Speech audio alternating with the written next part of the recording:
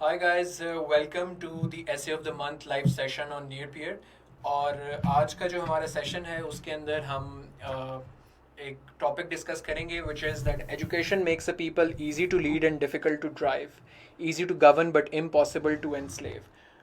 ऐसे of the month काफ़ी सारे लोगों को तो इसका अंदाज़ा है बिकॉज हमने काफ़ी सारे पहले ऐसे ऑफ द मंथ के सेशंस किए हैं अपने डिफरेंट स्टूडेंट्स के साथ, but a lot of you will be new to this session. We're trying to have a lot of different sessions, free and accessible to all students. So not just those who are our enrolled students जो हमारे साथ पढ़ रहे हैं काफ़ी अर्से से, उनके अलावा जो दूसरे दीगर स्टूडेंट्स हैं जो who are not enrolled to near peer, we're trying to do little things and have some sessions जिससे दूसरे एस्पिरेंट्स का भी फ़ायदा हो. So this is part of that larger struggle जो हम कोशिश कर रहे हैं इसके लिहाज से. Now, since अभी हमने बिल्कुल start किया है, some people will be joining us shortly, so I'm going to give a very quick overview of the essay of the month. और उसके अलावा जो हमारी जनरली हम what we do at Near Peer. I would also recommend you guys to, for those who haven't seen the last essay of the month session जो हमने democracy is a culture rather than a process इस topic पे किया था, so I recommend you guys to watch that as well. और उसमें हमने बड़ी डिटेल में एक्सप्लेन भी शुरू में मैंने किया था for good 10-15 minutes what is Near Peer, how do we go about Near Peer और उसके क्या different aspects हैं. तो मैं क्विकली आपको फ्लैश कर देता हूँ for 2-3 minutes and we'll start the main discussion in about 5 minutes so that maximum number of people join us by then. So this is the Near Peer website. You go, you open the lectures, उसके अंदर different modules होंगे. English की जहाँ तक बात की जाए तो part 1 has been covered by Hammad और उसमें काफ़ी डिटेल में मुख्तलिफ एस्पेक्ट्स उसके इंट्रोडक्शन के हवाले से, ऐसे के आउटलाइन के, थीसिस स्टेटमेंट के, बॉडी और कंक्लूजन के कवर किए हैं. काफ़ी ज़्यादा डिस्कशन की है डिफरेंट टॉपिक्स के ऊपर. फिर उसका ऐसे का सेम कोर्स का जो पार्ट 2 है वो मैंने कवर किया है जिसमें कुछ फाउंडेशनल एलिमेंट्स कवर किए हैं हमने इंग्लिश ऐसे के, because there are lots of things that people are not clear with the very basics of English essay. So we've tried to cover all different intricacies which are associated with the English essay exam. तो चाहे वो exam की philosophy क्या है, उसकी scheme क्या है, आपने आर्ग्यूमेंट कैसे कंस्ट्रक्ट करना है, आर्ग्यूमेंट्स के अंदर क्या कंपोनेंट्स होते हैं, आइडिएशन कैसे आपने डेवलप करनी है, आपने बॉडी पैराग्राफ्स कैसे लिखने हैं. Then we have discuss different issue based and argumentative essays और इन पे हमने फुल फ्लेज कंप्लीट 100% एसेस लिखे और उनकी डिस्कशन की हुई है अपने कोर्स के अंदर. नियर पेयर के अंदर हमने इसके साथ साथ आउटलाइन और पैराग्राफ कैसे लिखना है, डिफरेंट इंट्रोडक्शंस कैसे लिखने हैं, और जिस तरह ये एक डेमोन्स्ट्रेशन है कि कैसे मैंने एक पूरा इंट्रोडक्शन लिख के दिखाया था. So all of these things we have covered in near peer English essay discussion, English essay lecture series. Vocabulary enhance करने के लिए डिफरेंट टूल्स यूज़ किए हैं. इसके अंदर हमने आर्ग्यूमेंट कैसे बिल्ड करना है उसको एक एक चीज़ को आइडेंटिफाई किया है कि साइन पोस्ट कहाँ पर यूज़ हुई है, आर्ग्यूमेंट कहाँ इंट्रोड्यूस हुआ है, लॉजिकल कनेक्टर्स कहाँ बनाए हुए हैं. Also discussed and shared a lot of prerequisite sources. So for instance, a lot of topics are very challenging, they are very knowledge intensive and information intensive topics like climate change. तो उस पर फिर मैं prerequisite sources share करता रहा हूँ, additional sources share करता हूँ ताकि जो knowledge component है हमारे स्टूडेंट्स का वो enhance हो.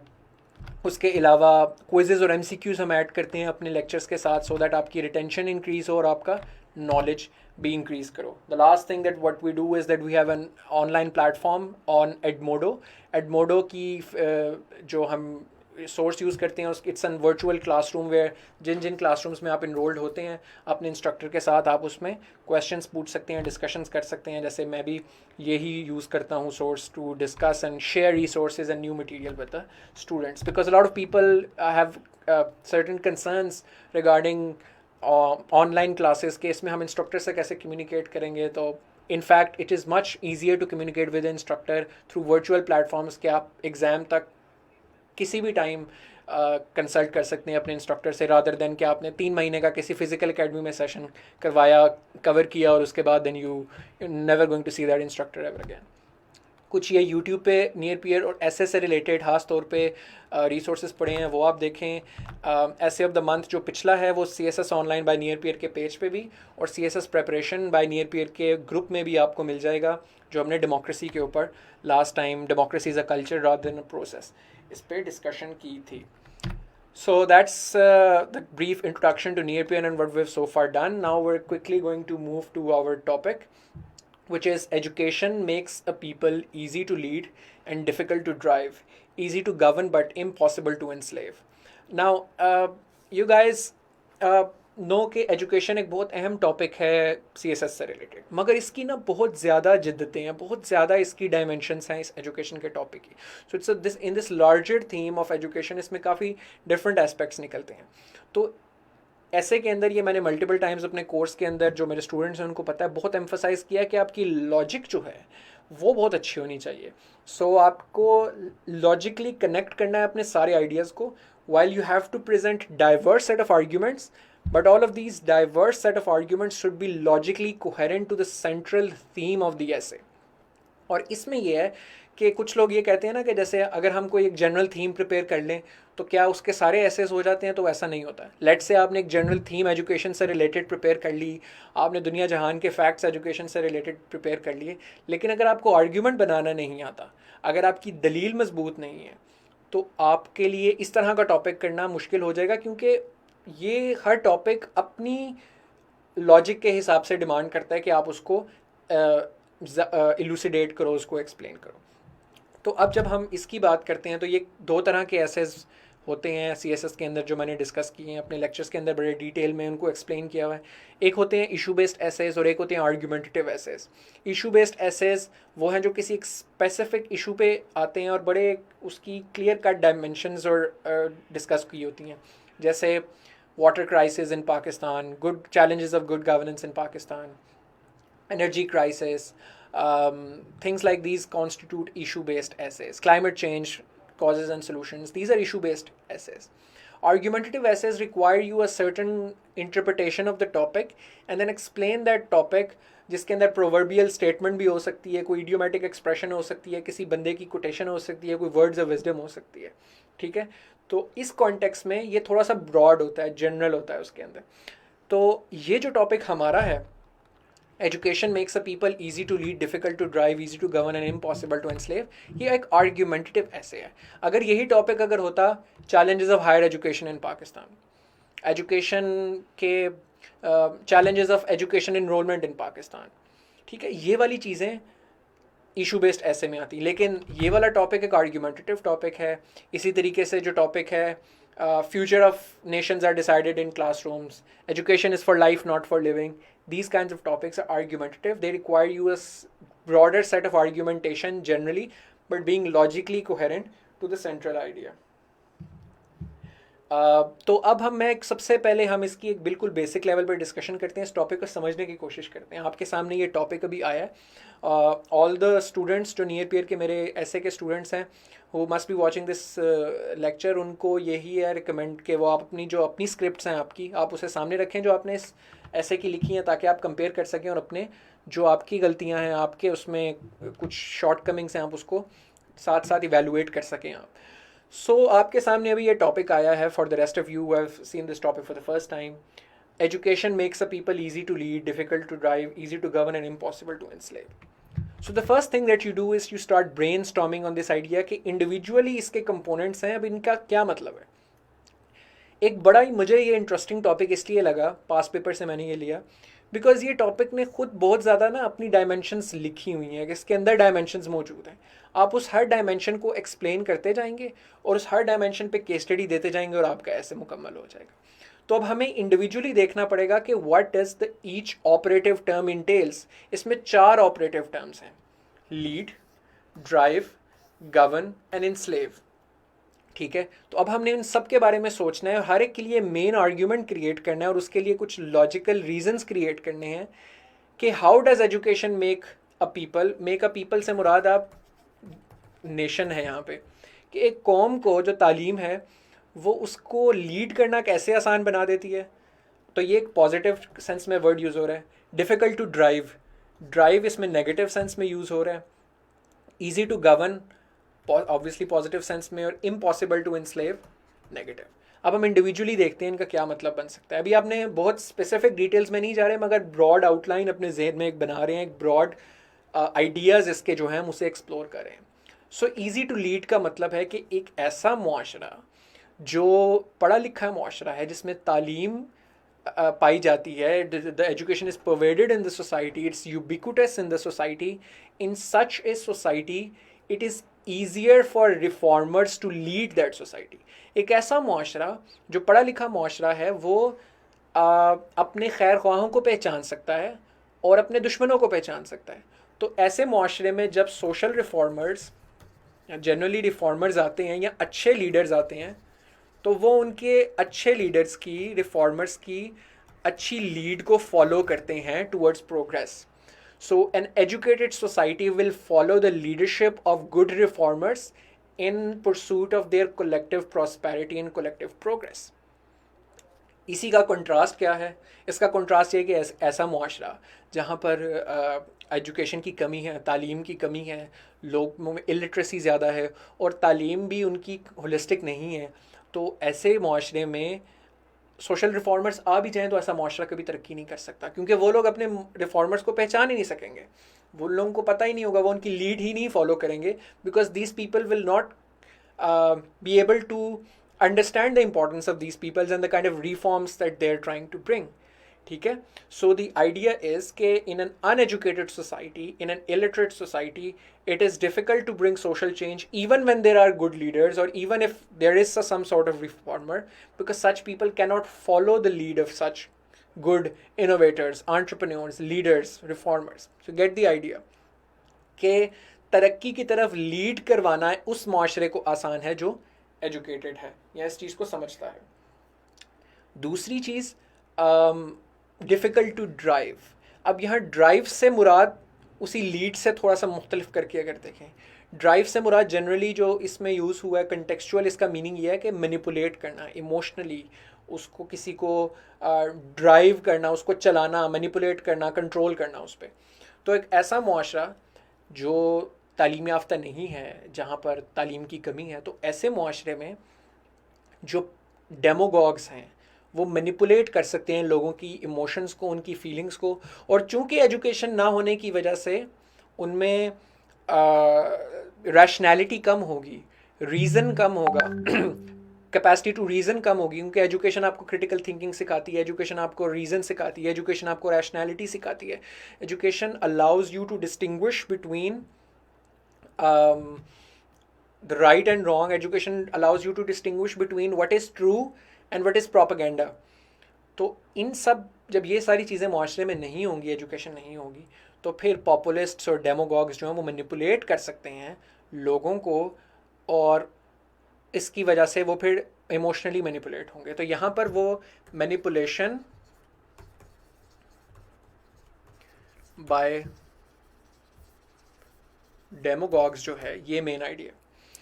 अब इजी टू गवर्न का क्या मतलब है? गवर्न से मुराद यहाँ एडमिनिस्ट्रेटिव गवर्नेंस है, कि किस तरीके से एक ऐसा माशरा, ये तो बड़ी सिंपल सी लॉजिक है, this is the most fundamental and foundational logic, कि एक ऐसा माशरा जहाँ पर तालीम कम है तो वहाँ ऑटोमेटिकली जराइम की तादाद ज़्यादा होगी, वहाँ टैक्स इवेजन ज़्यादा होगी, वहाँ करप्शन ज़्यादा होगी।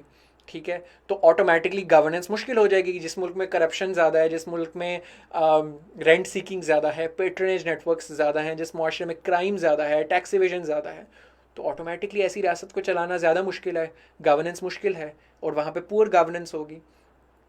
बाय कॉन्ट्रास्ट एक ऐसा माशरा जो पढ़ा लिखा है, तो वहाँ पे क्राइम कम होगी, क्योंकि more people are educated means more people are employed, less people are susceptible to drug culture, less people are susceptible to criminal culture, less people evade taxes, more people have more civic sense, लोगों को अपने जिम्मेदारियों का एहसास है। तो ऐसे माशरे में टैक्सेस ज़्यादा इकट्ठे होंगे, करप्शन कम होगी, क्राइम कम होगा, तो ऑटोमेटिकली फिर उसका मुल्क का, ऐसे माशरे की गवर्नेंस करना आसान होगी, और ऐसा माशरे की गवर्नेंस बेहतर होगी, गुड गवर्नेंस के प्रिंसिपल्स पे चलेगा। इसी तरह जो चौथी चीज़ है, इम्पॉसिबल टू एनस्लेव, ये वो बड़ी बेसिक चीज़ है जो हम एजुकेशन और जमहूरियत के साथ एसोसिएट करते हैं और इनका आपस में लिंक भी बनाते हैं। वो ये कि जब तालीम किसी माशरे में नहीं होती या किसी शख्स को तालीम नहीं मिलती तो उसको अमूमी तौर पे अपने बुनियादी हकूक़ का भी अंदाज़ा नहीं होता। तो एक पहली चीज़ जो तालीम किसी भी माशरे में किसी इंसान में जो इक़दार इनकलकेट करती है वो इक़दार हैं अपनी ज़ाती खुद शनासी की, अपनी सेल्फ वर्थ की, कि आपको अगर अपनी सेल्फ वर्थ है एज अ ह्यूमन बीइंग तो आप फिर अपने राइट्स को एक्सेप्ट करते हो और उसको मनवाते हो कि ये आपके राइट्स हैं। तो ऐसा मुआशरा जो पढ़ा लिखा नहीं है या उसे डिलिबरेटली पढ़ा लिखा नहीं रहने दिया जा रहा, पढ़ने लिखने नहीं दिया जा रहा, तो ऐसे मुआशरे के अंदर आवाम अपने राइट्स को ना समझती है और ना ही अपने राइट्स को मनवाती है। तो ऐसे मुआशरे में जब लोगों के सिविल राइट्स, उनके पॉलिटिकल राइट्स, उनके सोशो इकोनॉमिक राइट्स उन्हें नहीं फराहम किए जाते तो ऐसा मुआशरा फिर इंस्लेव्ड मुआशरा ही हुआ ना। एक ऐसा स्लेवरी क्या है, स्लेवरी या इंस्लेवमेंट का कॉन्सेप्ट यही है कि आपको आपके बुनियादी हकूक़ ना मिलें, आपको एक इंसान की हैसियत से ना समझा जाए, क्योंकि एक इंसान जो है उसकी ह्यूमैनिटी ये डिमांड करती है कि उसके कुछ हकूक़ हैं, उसके कुछ राइट्स हैं, और that is what constitutes a human being. और एक स्लेव का कॉन्सेप्ट ये है कि उसके हकूक़ नहीं है, वो किसी की प्रॉपर्टी है, वो किसी के डिस्क्रेशन पे है, वो किसी की ईमा पे ज़िंदगी गुजार रहा है, उसकी अपनी ज़ाती इनफरादी हैसियत नहीं है। तो जो मुआशरा जो मुआशरा एजुकेटेड नहीं होगा, वहाँ राइट्स की पहचान नहीं होगी और उस राइट्स की स्ट्रगल एग्जिस्ट नहीं करेगी, तो ऐसा मुआशरा को इंस्लेव करना भी आसान होगा और ऐसा मुआशरा इंस्लेव्ड रहेगा, both in the literal sense of enslavement and also in the figurative sense of enslavement. लेकिन ऐसा मुआशरा जो पढ़ा लिखा मुआशरा है, तालीम याफ्ता मुआशरा है, तो वहाँ पर फिर खुद शनासी ज़्यादा होगी, हकूक़ का एहसास ज़्यादा लोगों को ज़्यादा होगा, वो अपने हकूक़ का इदराक करवाएंगे, अपने हकूक़ मनवाएंगे, और ऐसा मुआशरा कभी भी इंस्लेव नहीं होगा, नाइदर लिटरली नॉट फिगरेटिवली। तो ये ब्रॉड कुछ हमारे डिस्कशन पॉइंट्स थे कि ये चार आपको बेसिकली सबसे पहले फ्रेम करना है अपने ज़हन में कि ये मैं बातें क्या करने जा रहा हूँ इस ऐसे में, क्योंकि इस ऐसे के चार इंडिविजुअल कंपोनेंट्स अगर बनते हैं तो इन चार अज्जा को आप एक इंडिविजुअल हैसियत पे कंस्ट्रक्ट किस तरीके से करना है, किन लाइंस पे कंस्ट्रक्ट करना है और इनका आपस में क्या फ़र्क है।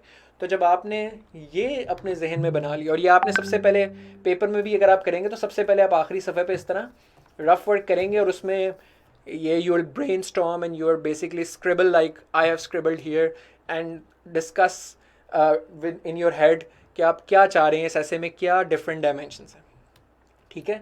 So that is what this essay entails। अब हम individually इस पे जाते हैं। अब आपको बुनियादी बातों की समझ आ गई। This was the general scheme that I have given for most of argumentative essays in my courses, कि आप हमेशा पहले इंट्रोडक्शन देते हो, then you move to the definitions in the topic, then you move to the main arguments जो आपके 3-4 paragraphs उस पर लगते हैं, then you give 3 or 4 case studies, then you present an inverse logic, then you move to recommendations and conclusions. Inverse logic में अक्सर लोगों को डाउट होता है, मैं एक दफ़ा दोबारा रिपीट कर दूँ। इन्वर्स लॉजिक फॉर इंस्टेंस अगर टॉपिक है कि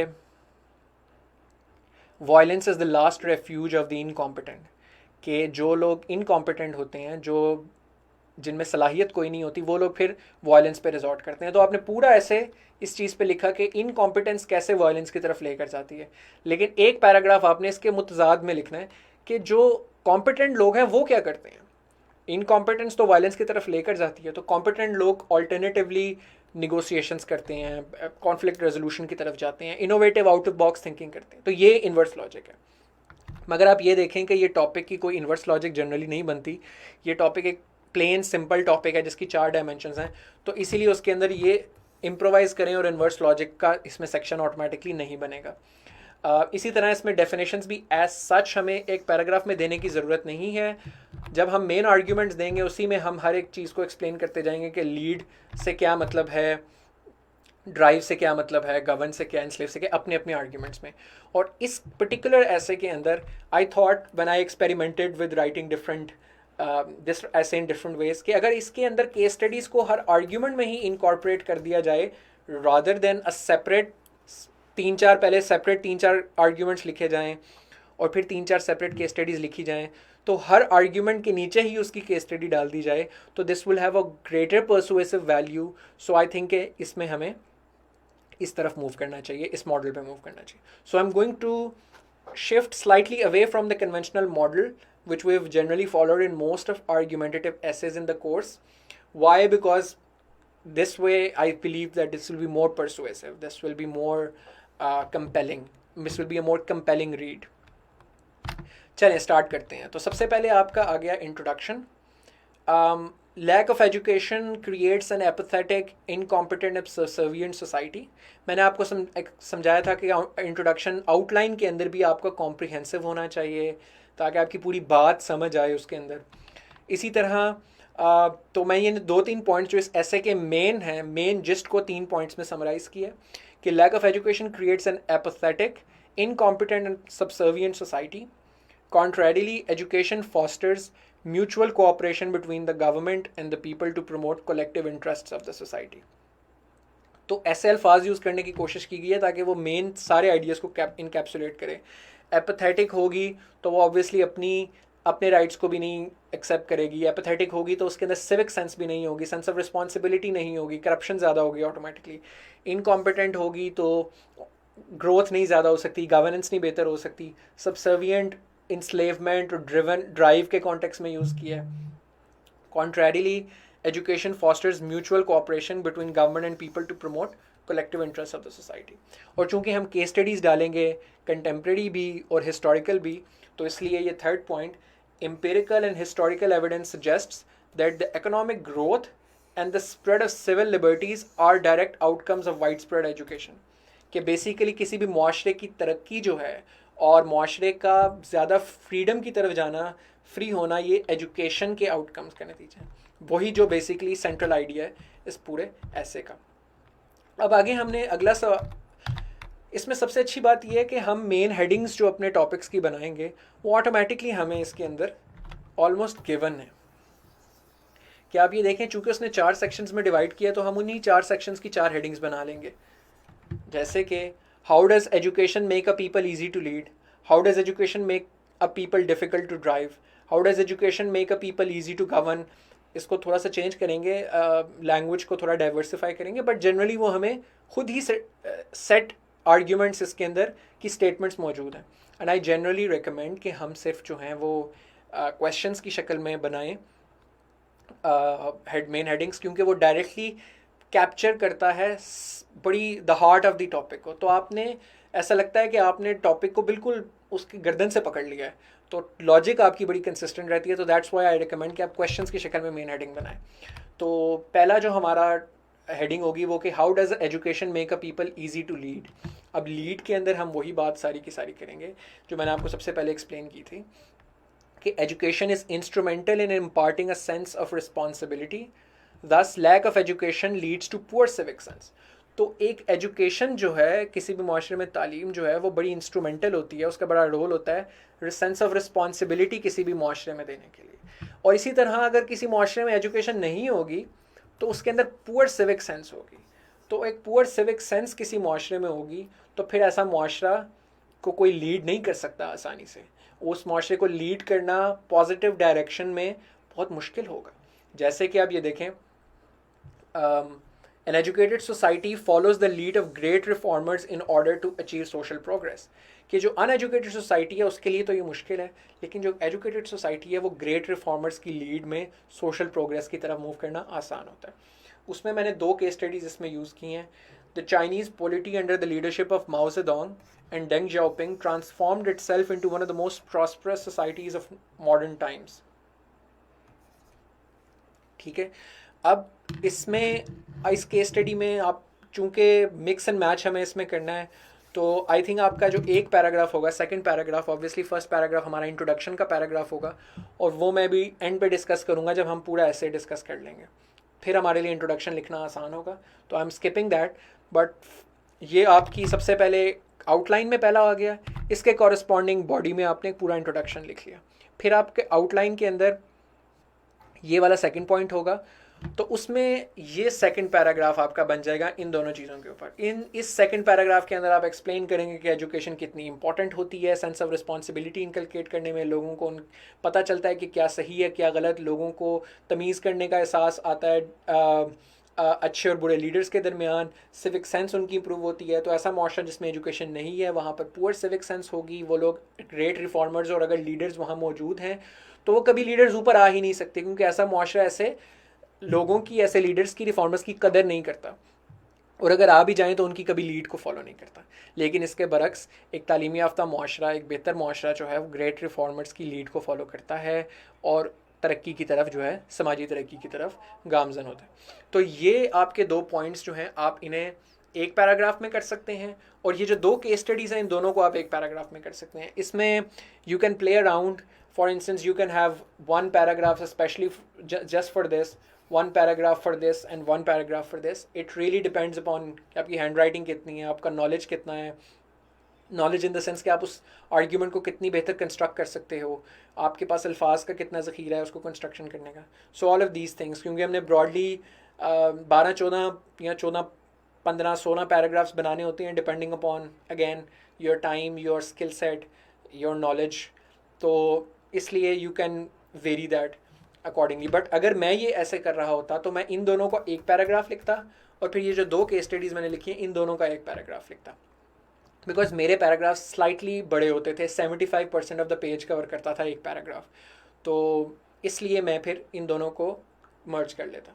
सो अब चाइनीज़ पॉलिटी वाली क्या मिसाल है, उसकी मिसाल ये है कि आप ये देखें कि माओ ज़ेडोंग के टाइम पे जब चाइना आज़ाद हुआ तो एक सोशलिस्ट डॉक्ट्राइन के अंदर education was considered one of the very foundational elements of socialist doctrine and Maoist doctrine. तो माओ ज़ेडोंग के टाइम में एक वाइड स्प्रेड एजुकेशन की गई और आवाम में जो है वो शऊर उजागर किया गया, तालीम फैलाई गई, उनके हकूक़ से उन्हें आगाह किया गया, जिसकी वजह से एक माशरे में जनरली एजुकेशन बहुत ज़्यादा फैल गई। और उसके बाद डेंग जाओपिंग जब 1970s में आता है तो वो फिर मज़ीद रिफॉर्म्स उसके अंदर लेकर आता है और सोसाइटी को, मार्केट को ओपन करता है, स्पेशल इकोनॉमिक जोन्स क्रिएट किए जाते हैं, इंडस्ट्रीज़ लगाई जाती हैं, मैसिव इंडस्ट्रियलाइजेशन की जाती है चाइना के अंदर, स्टेट ओन एंटरप्राइजेस को रिफॉर्म किया जाता है। तो डेंग की ये जो सारी रिफॉर्म्स थी उन सब को चाइनीज़ सोसाइटी ने सर तस्लीम खम किया उन रिफॉर्म्स के सामने और उनको फॉलो किया, और उन्होंने उसको इसीलिए डेंग की पैरवी की क्योंकि एक मुआशरा तालीम याफ्ता हो चुका था और उन्हें इस बात का एहसास था कि दुनिया में अब तरक्की के लिए किन चीज़ों की ज़रूरत है, कि जो चीन ने पुराना मॉडल था उसका एक पूरे स्टेट कंट्रोल का, वो it is no longer relevant, और जो डेंग अब नई रिफॉर्म्स की बात कर रहा है, नई इस्लाहात की बात कर रहा है, वो हमारे कॉन्टेक्स्ट में ज़रूरी हैं। अवाम ने इस बात का इदराक किया, इस बात को कबूल किया, इसीलिए उन्होंने डेंग की रिफॉर्म्स को फॉलो किया कि ये बंदा जो रिफॉर्म्स की बात कर रहा है, जिन इस्लाहात की बात कर रहा है, ये बंदा ठीक कह रहा है। दुनिया में चीज़ें तब्दील हो चुकी हैं, दुनिया में हमें अगर कंपेटिटिव रहना है और तरक्की करनी है तो इन रिफॉर्म्स पे चलते हुए करनी है, और ये बंदे की हिस्ट्री ऐसी है कि ये बंदा कामयाब बी की तरफ हमें लेकर जा सकता। So that is how you are going to logically connect. So you can see how I am only emphasizing on those parts which link the logic of the topic, क्योंकि हमने कनेक्शन एंड पे education का और lead का बनाना है और reform का बनाना है, तो इसलिए मैं उस पर ज़्यादा फोकस कर रहा हूँ। अब आपके जहन में बहुत ज़्यादा लोगों के सवाल आएंगे, ख़ासतौर पे वो लोग जिन्होंने काफ़ी क्या आवाज़ का मसला आ रहा है?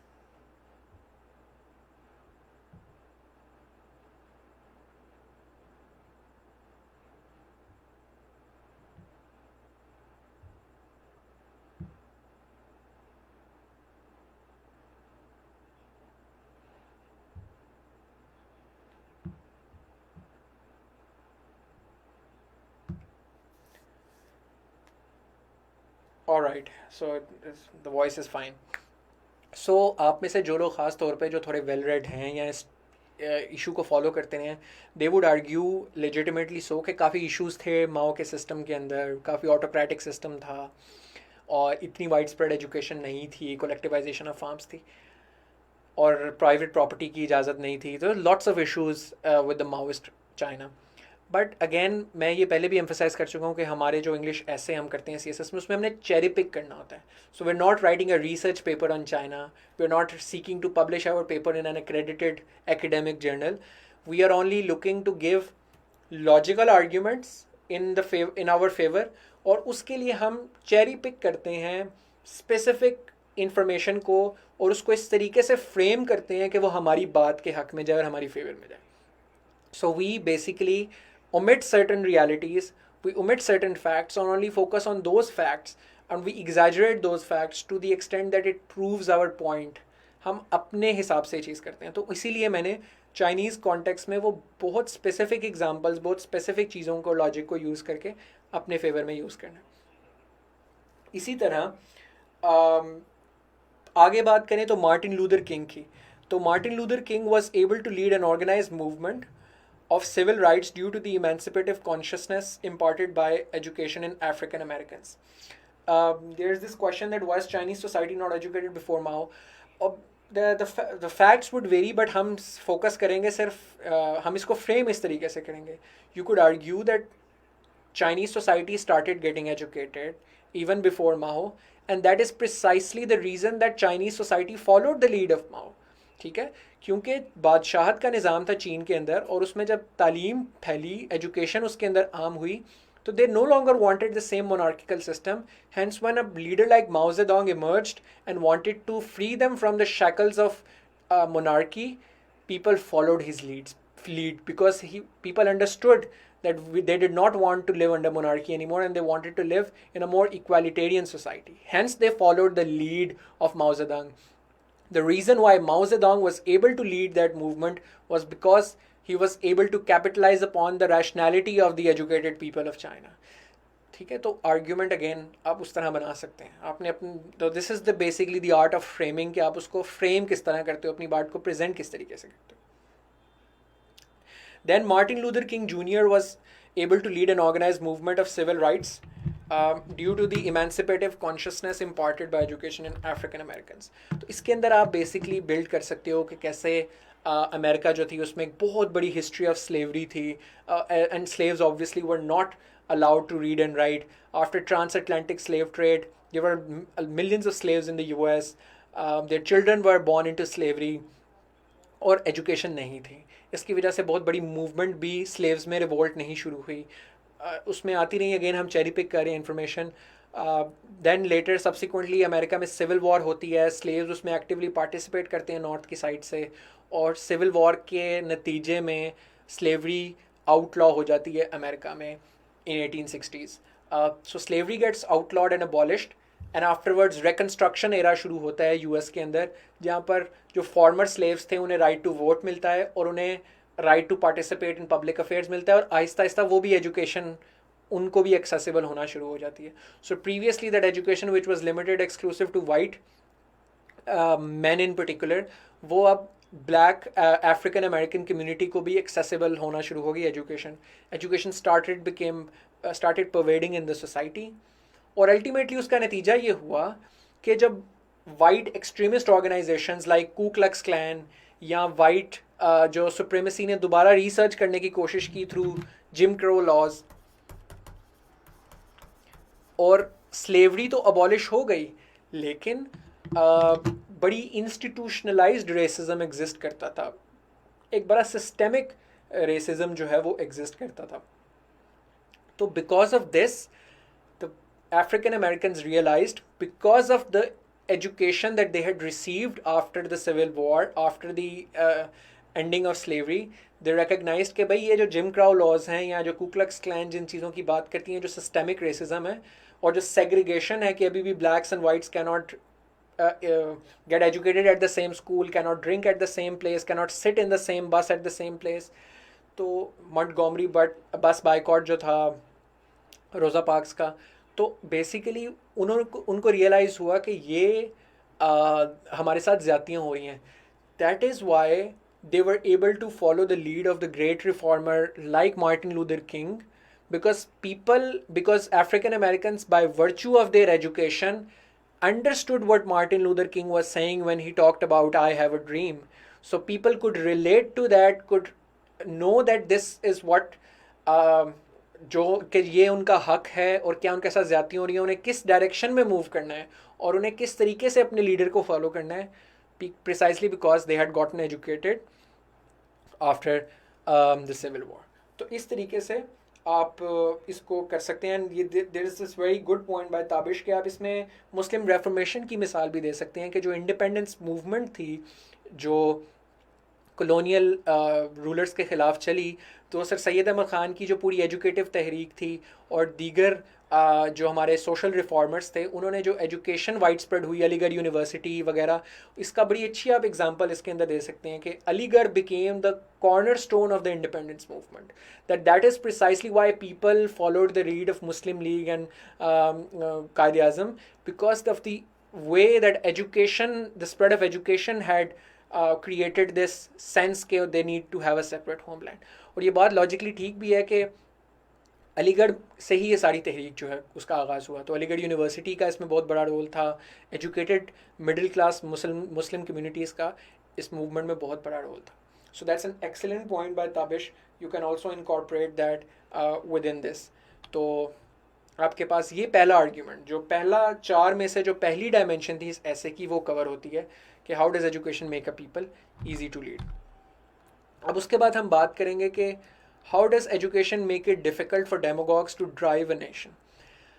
अब इसमें जो मैंने आपको शुरू में डिस्कस करते हुए बात की कि हम इसमें एजुकेशन को कंटेक्चुअलाइज करेंगे अपने आर्ग्यूमेंट के अंदर, कि एजुकेशन इंसान को क्रिटिकल थिंकिंग सिखाती है, इंसान को रैशनल बनाती है, इंसान को रीज़न की एबिलिटी सुनाती है।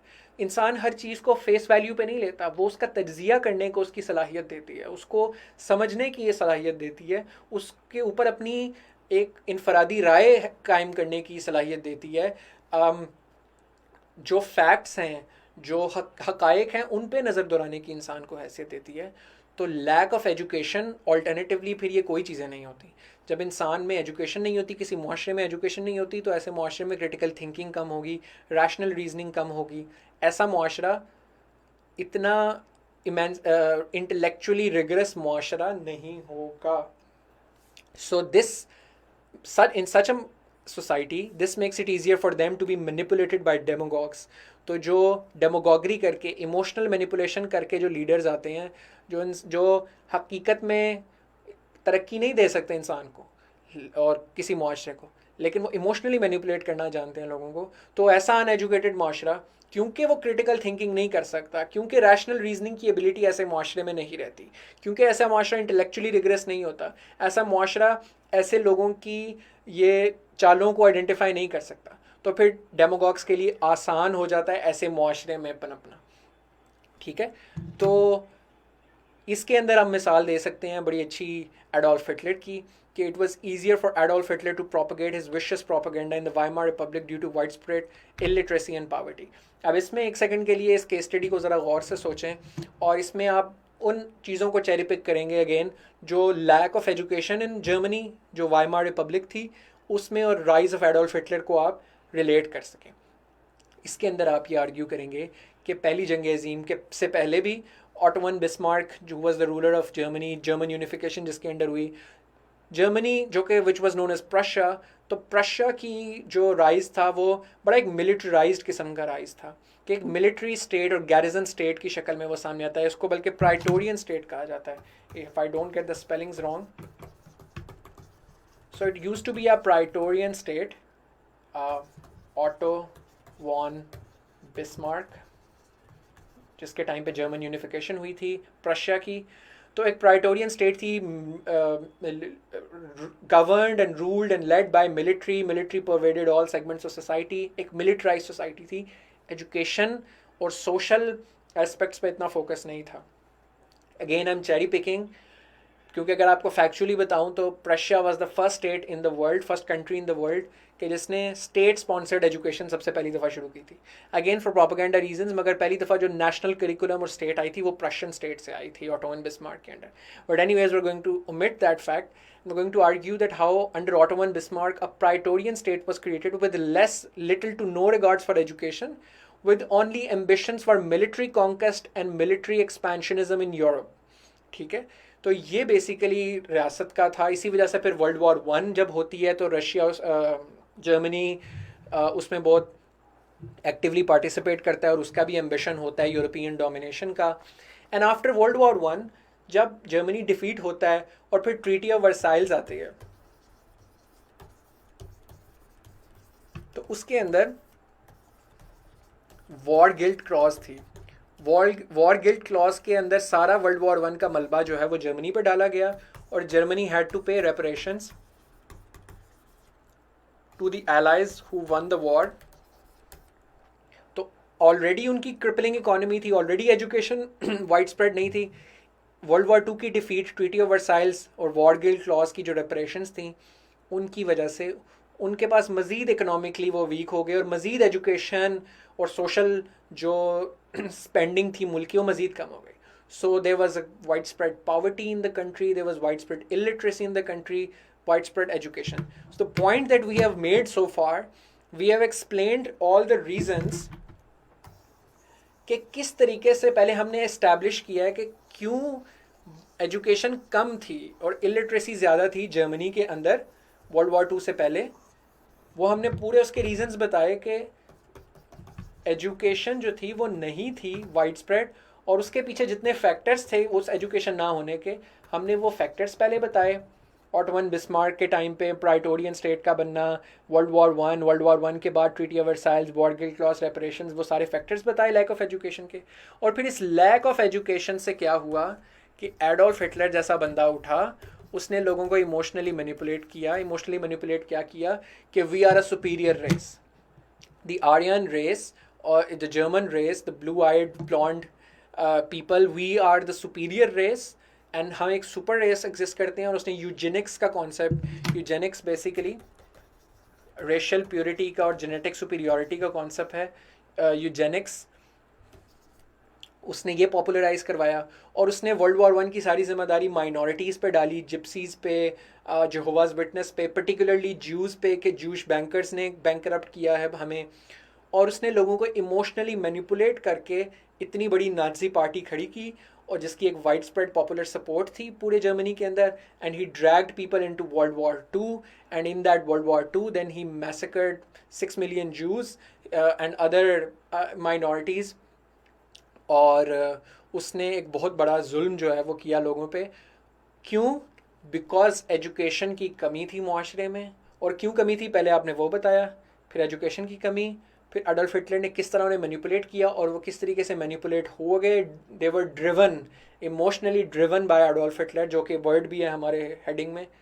And that is how that demagogue was able to rise to power in the Weimar Republic because of a conducive climate that was created due to lack of education.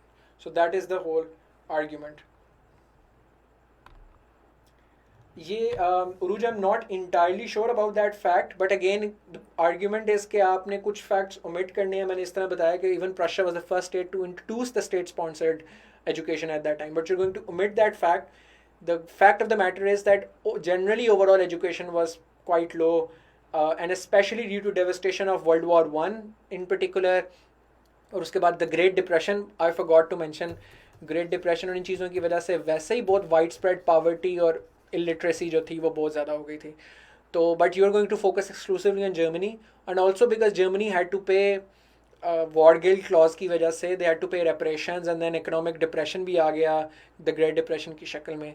So they could not spend as much on education and as proactively as anyone would have. तो आप इस तरीके से इसको frame करें तो ताकि आप अपने पॉइंट को स्ट्रेंथन करने के लिए जो सिर्फ पॉइंट्स हैं उनको यूज़ कर सकें.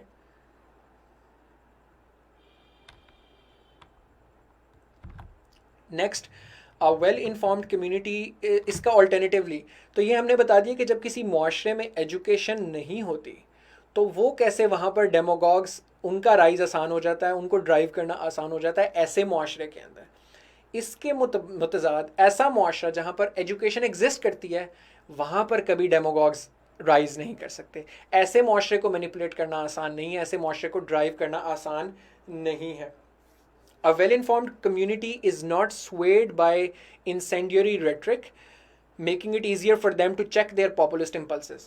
तो ऐसे माशरे के अंदर कोई रेटरिक यूज़ करते हुए लोगों को मैनिपुलेट नहीं कर सकता।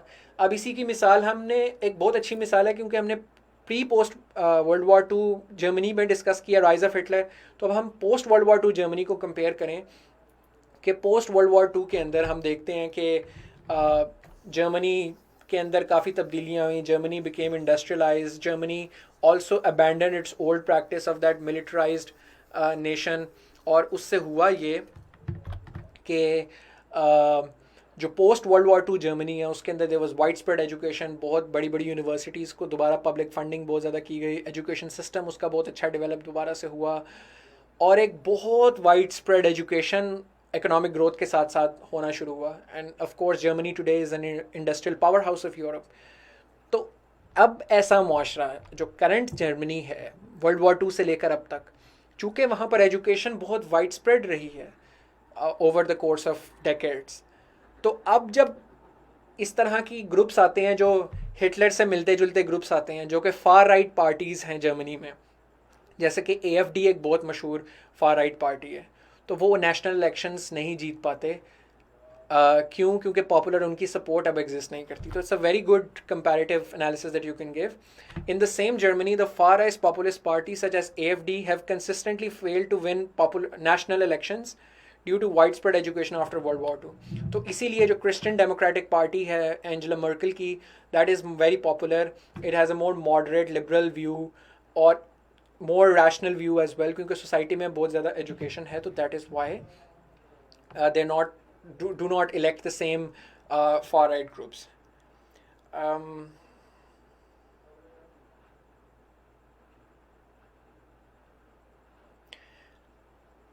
Again, Uruj, you have a valid point, but the argument is कि आपने cherry pick करना है information को. So if you're going to cherry pick information, if you're going to use this fact, then automatically, obviously, you cannot make this claim. So it depends what kind of evidence you're trying to use. अगर आप एक argument दे रहे हैं तो आपने उसको उसका supporting evidence देना, उससे कॉन्ट्रडिक्टरी एविडेंस आपने नहीं देना। And if you not convinced by your own argument for instance, then you don't use that argument. तो can it include the fascism Mussolini? Of course it can, you can incorporate that as well, yes. तो ये इसके अंदर आप ये कर सकते हैं कि इनको बेशक आप दो आर्ग्यूमेंट्स में डिवाइड कर लें, जैसे ये एक आर्ग्यूमेंट बन जाए आपका, ठीक है, और ये एक आर्ग्यूमेंट बन जाए आपका, कि इसमें आपने आधे पैराग्राफ में थ्योरेटिकली एक्सप्लेन किया और बाकी आधे में एग्जाम्पल आपने दे दिया एडोल्फ हिटलर वाली, ये आधे एग्जाम्पल में आपने इधर दे दिया, आधे में इधर, जिस तरह भी बताया, सजेस्ट किया। आई थिंक ताबिश ने यहाँ पे सजेस्ट किया और उरूज ने भी आइडेंटिफाई किया है। यहाँ पर आप इसकी जगह आप इटली की और मुसोलिनी की एग्जाम्पल भी दे सकते हैं, ठीक है। तो वहाँ पर फाशिज़म का राइज़ क्यों पॉसिबल हुआ, सेम उसी तरीके से आप पूरा आर्ग्यूमेंट इटली के लिए भी बना सकते हैं कि लो एजुकेशन, पुअर सोशल स्पेंडिंग, और उसकी वजह से फिर वहाँ पर मुसोलिनी का कैसे राइज़ होता है नाज़ी पार्टी का। You can do that alternatively for Italy as well यहाँ पर। तो ये हमारा आ गया दूसरा जो मेन डायमेंशन थी इस टॉपिक की, drive of how to drive a nation वाली, कि education makes it difficult for demagogues to drive a nation. अगली हमारी थी how does education make a country administratively easy to govern. तो अब इसमें बात की जाए तो उसी तरह हम दोनों साइड्स पे बात करेंगे कि एजुकेशन ना हो तो क्यों मुश्किल हो जाती है गवर्नेंस, एजुकेशन हो तो क्यों ईजी हो जाती है गवर्नेंस। दोनों फ्लिप साइड्स जो हैं वो इसके अंदर ही इन्वर्स लॉजिक, हर आर्ग्यूमेंट के अंदर ही हम इन्वर्स लॉजिक जो है वो यहाँ पर यूज़ कर रहे हैं। तो सबसे पहले social ills such as crime, terrorism, tax evasion and corruption are rampant in societies that lack education, making governance of such societies difficult. Obvious सी बात है कि अगर आप किसी मुआशरे में एजुकेशन नहीं होगी तो ऐसे मुआशरे में एजुकेशन का ना होना, आप इसमें लॉजिकल लिंकेज जो बनाएंगे, lack of education would lead to unemployment और unemployment will lead to crime. Also, lack of education would lead to people having less civic sense, less sense of responsibility,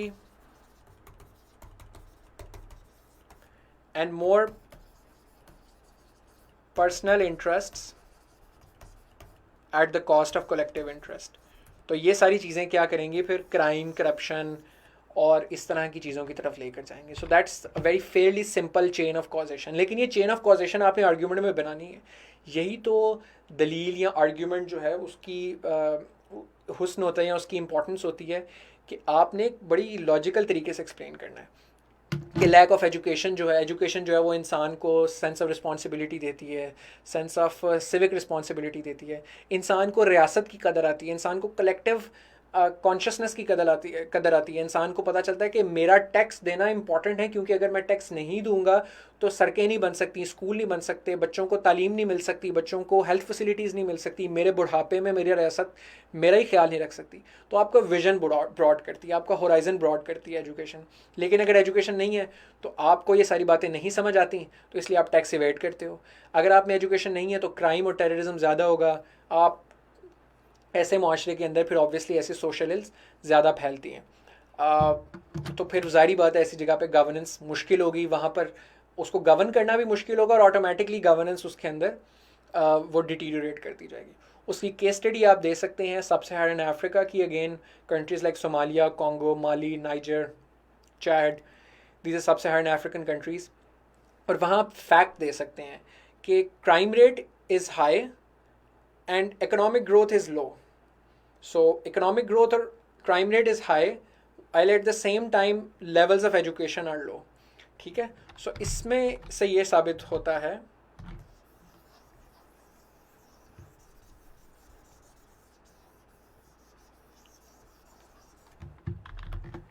कि education जो है वो किसी भी मुआशरे में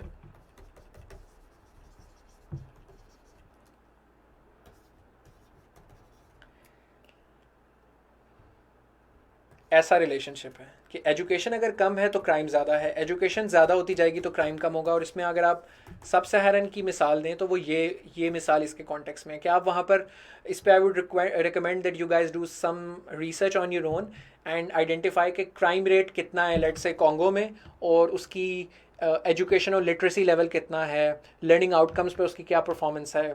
ठीक है. सो ऑन दीज फैक्टर्स कितने लोग एजुकेशन कंप्लीट करते हैं सेकेंडरी स्कूल, और फिर उसको कंपेयर करें कि क्राइम रेट, तो क्राइम रेट आपको हाई मिलेगा, इकोनॉमिक ग्रोथ आपको लो मिलेगी और एजुकेशन आपको लो मिलेगी.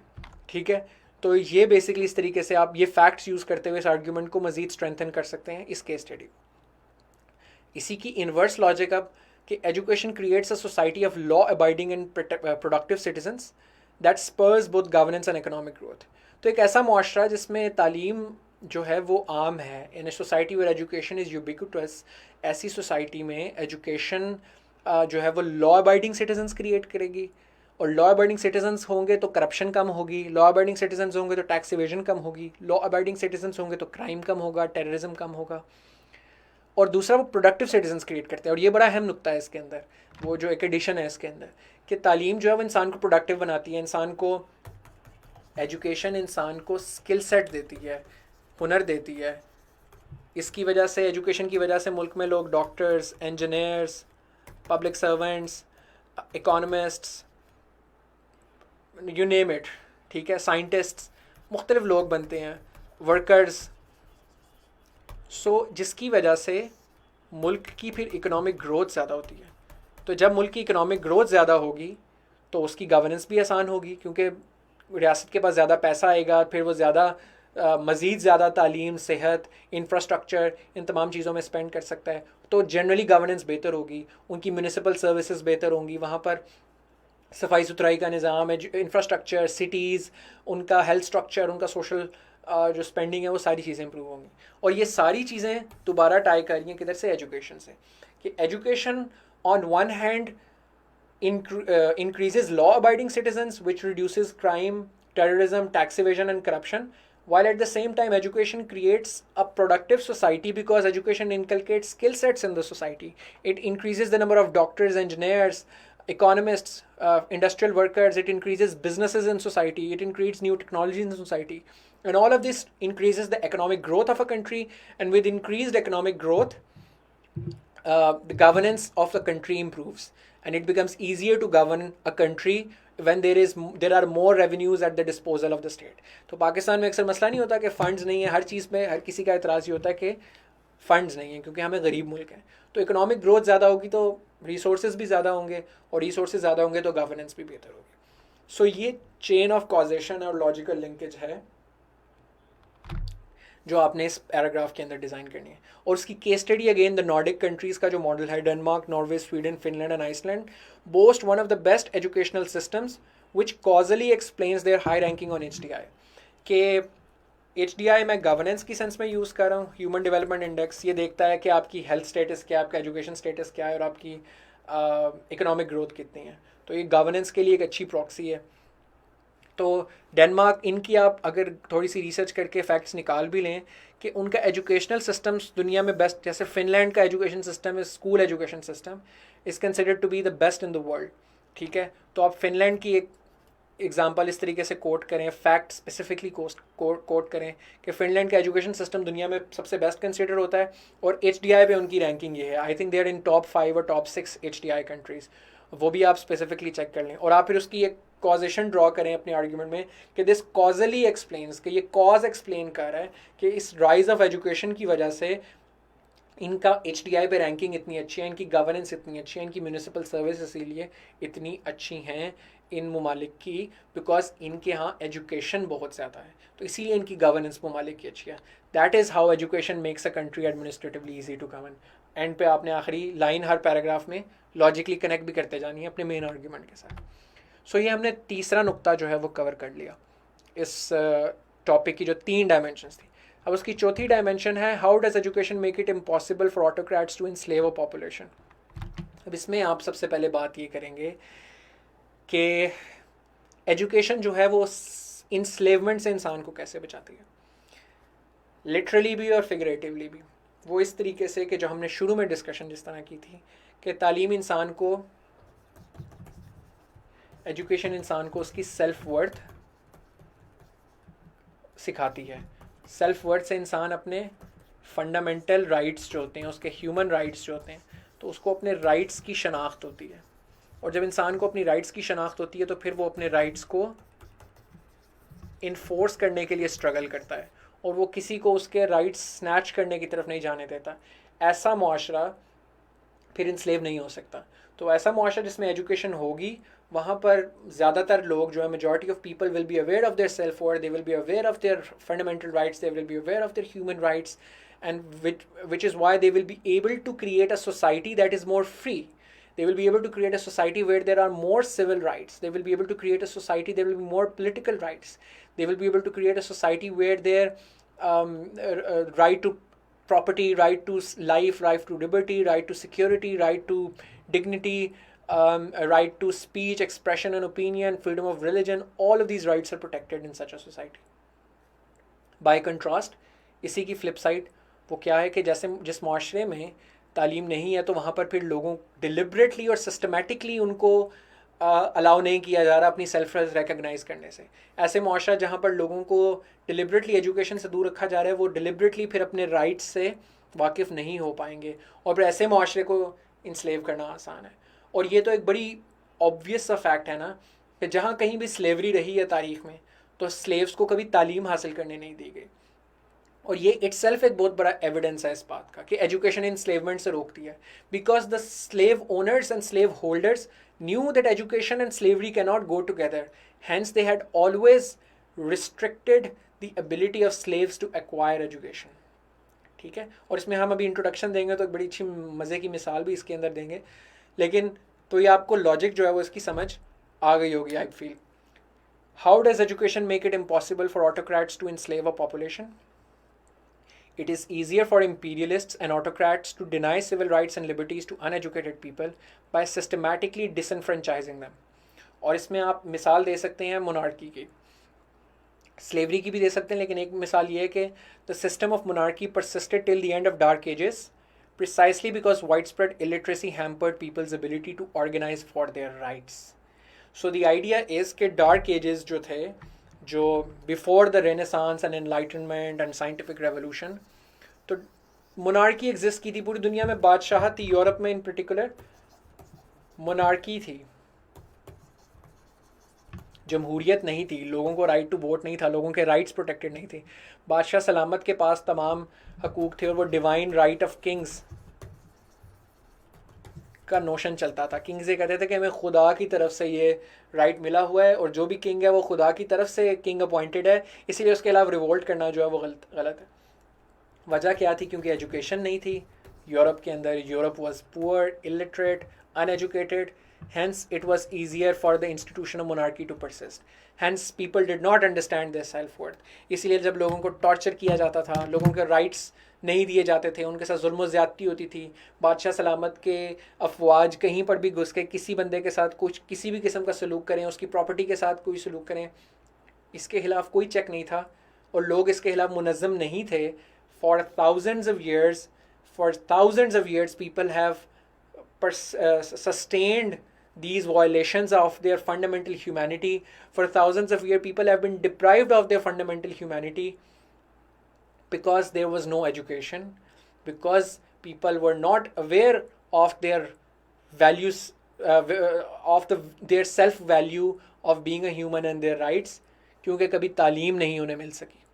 तो इसीलिए फिर उनको ग़ुलाम बनाकर, एक तो लिटरल इंस्लेवमेंट है और एक हकूक़ ना देने की सेंस में इंस्लेवमेंट है कि उन्हें ग़ुलाम बनाकर रखा गया कितने अरसे तक, हज़ारों साल तक, जब से इंसान इस दुनिया में है। यूरोप की अगर हम पर्टिकुलरली मिसाल लें इसके अंदर, तो till the end of dark ages वो इस मोनार्की के इंस्टीट्यूशन के अंडर रहा है, जिसमें उसको कोई फ्री विल नहीं थी, फ्री चॉइसेस नहीं थी, क्योंकि एजुकेशन एग्जिस्ट नहीं करती थी। लेकिन इसके मुतसाद education emancipates people socially, economically and politically, which leads them to demand their rights.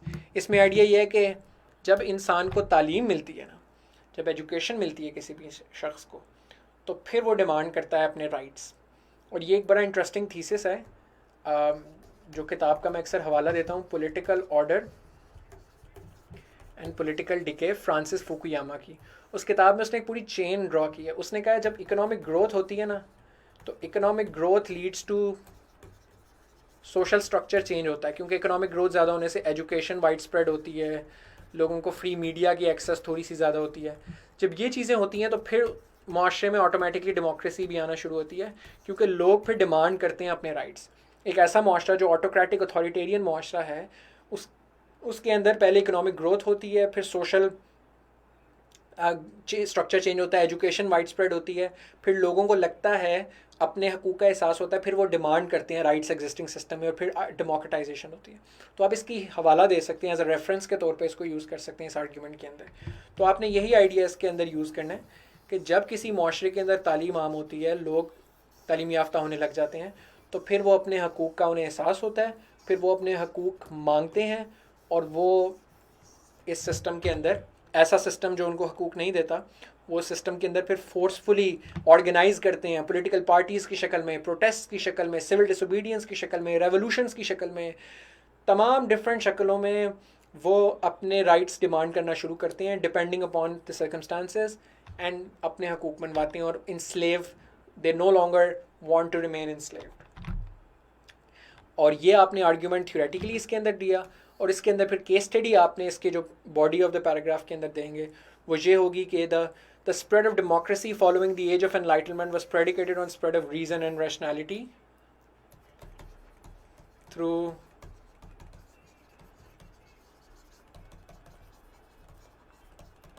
widespread education। इसमें आपने वो सारा आइडिया कि एज ऑफ एनलाइटनमेंट आई ही क्यों, एज ऑफ एनलाइटनमेंट इसी तरीके से आई कि आपके बहुत ज़्यादा फ़िलासफ़र्स ने लिखना शुरू किया, राइटर्स ने लिखना शुरू किया, साइंटिफिक रेवोल्यूशन आई कि हम, तालीम ने लोगों को बताया कि हमें कुछ यूनिवर्स के ऑब्जर्वेबल लॉज हैं, कुछ साइंटिफिक प्रिंसिपल्स हैं, उनको हमने देखना है, उनको फॉलो करना है। रीज़न और साइंस की फ़तह हुई यूरोप के अंदर, तालीम जब फैलना शुरू हुई, और तालीम के फैलने के साथ साथ इसकी एक बहुत बड़ा एविडेंस ये है, और आप ये कोट भी कर सकते हैं कि प्रिंटिंग प्रेस इन्वेंट हुई। जब प्रिंटिंग प्रेस इन्वेंट हुई तो प्रिंटिंग प्रेस की इन्वेंशन की वजह से बुक्स की पब्लिकेशन बहुत ज़्यादा बढ़ गई। उससे पहले मैनुअली हाथ से किताब को रेप्लिकेट किया जाता था, विच वॉज टाइम कंज्यूमिंग और कमर्शियल स्केल पे कम होती थी। But due to the invention of the printing press, the ideas of different philosophers, different writers, different reformers became widespread। और इसमें एक बहुत बड़ी वजह है कि प्रोटेस्टेंट रेफर्मेशन जो reverend Martin Luther, the first Martin Luther, जो यूरोप में प्रोटेस्टेंट रेफॉर्मेशन कैथोलिसिज्म के ख़िलाफ़ जो स्प्रेड हुई थी वो भी इस वजह से इतनी कामयाब हुई थी because printing press was invented and lot of people were expose to the idea कि लूथरन जो आइडियाज़ हैं, प्रोटेस्टेंट्स के जो आइडियाज़ हैं वो पॉपुलराइज होना शुरू हुए. अदरवाइज अगर प्रिंटिंग प्रेस ना होती तो शायद वो आइडियाज़ कभी पॉपुलराइज ही ना होते. But other than Protestant reformation जो दूसरे साइंटिफिक आइडियाज़ थे, दीगर साइंटिफिक नोशंस थे, रैशनल प्रिंसिपल्स थे, इसमें जो पोलसाई के मेरे स्टूडेंट्स हैं उनको काफ़ी ज़्यादा फ़िलासफ़र्स का भी आइडिया है तो वो उनको भी कोट कर सकते हैं कि the ideas of reformers like John Locke and Rousseau and Montesquieu and Thomas Jefferson and such writings became these writings became pervaded across Europe and people started learning about this. So education widespread हुई एक technological change की वजह से कि printing press आया, किताबें आम होना शुरू हो गई, जिसकी वजह से जब अवाम ने ओवरऑल तालीम याफ्ता हुई और उसको एजुकेट हुई अवाम अपने लिबरल आइडियाज़ के ऊपर और अपने राइट्स के ऊपर, तो then people organised revolutions, struggles और रिवोल्ट्स. और हमें नज़र आती हैं फिर वो अमेरिकन रेवोल्यूशन की आप इसके अंदर अगेन मिसाल दे सकते हैं 1776 कि पहले वो ब्रिटिश कॉलोनी थे इतनी देर से, उन पे टैक्सेस भी लग रहे थे, सारा कुछ था, लेकिन education over time wide spread हो गई. जेफरसोनियन आइडियाज़, वाशिंगटन के आइडियाज़, लॉक के प्रिंसिपल्स, मॉन्टेस्क्यू के प्रिंसिपल्स अमेरिकन कॉलोनीज़ में बड़े फेमस हो गए. फिर जब ब्रिटिश ने उनको दोबारा से दबाने की कोशिश की, स्टैम्प एक्ट लगा के, ड्यूटीज़ लगा के, टैक्सेस लगा के, तो फिर American were like no more, we can't tolerate this any more. ठीक है. And then they led a revolt against the system because they had become more educated, they had become more aware. इसी तरह French revolution की आप मिसाल दे सकते हैं, Dutch revolution की दे सकते हैं, और generally how democracies have became popularized with the spread of education in the age of enlightenment. तो again हमने अभी तक इस पूरे ऐसे में एजुकेशन को फाउंडेशन बनाया है और इस एजुकेशन की फाउंडेशनल बेस पे हमने 4 डायमेंशंस जो पूछी हुई थी उनको आर्ग्यू किया है. But since you are giving an exam for the competitive examination of Pakistan, I have multiple times recommended के पाकिस्तान का आपने बीच में हवाला ज़रूर देना है हर ऐसे में. तो जहाँ पर कहीं डायरेक्ट नहीं बन रहा वहाँ इनडायरेक्टली आप रिकमेंडेशंस की शक्ल में दे दें कि what can Pakistan learn from the edges, कि ये जो मैक्सिम है या ये जो कोटेशन है या जो स्टेटमेंट है जिसमें हमने भी इतनी लंबी चौड़ी डिस्कशन किया है, पाकिस्तान इससे क्या सीख सकता है. तो आप एक छोटा सा इस पर सिर्फ एक पैराग्राफ अपना लिखें, उसमें you can argue that strengthening the education system in Pakistan will help the country in following regards.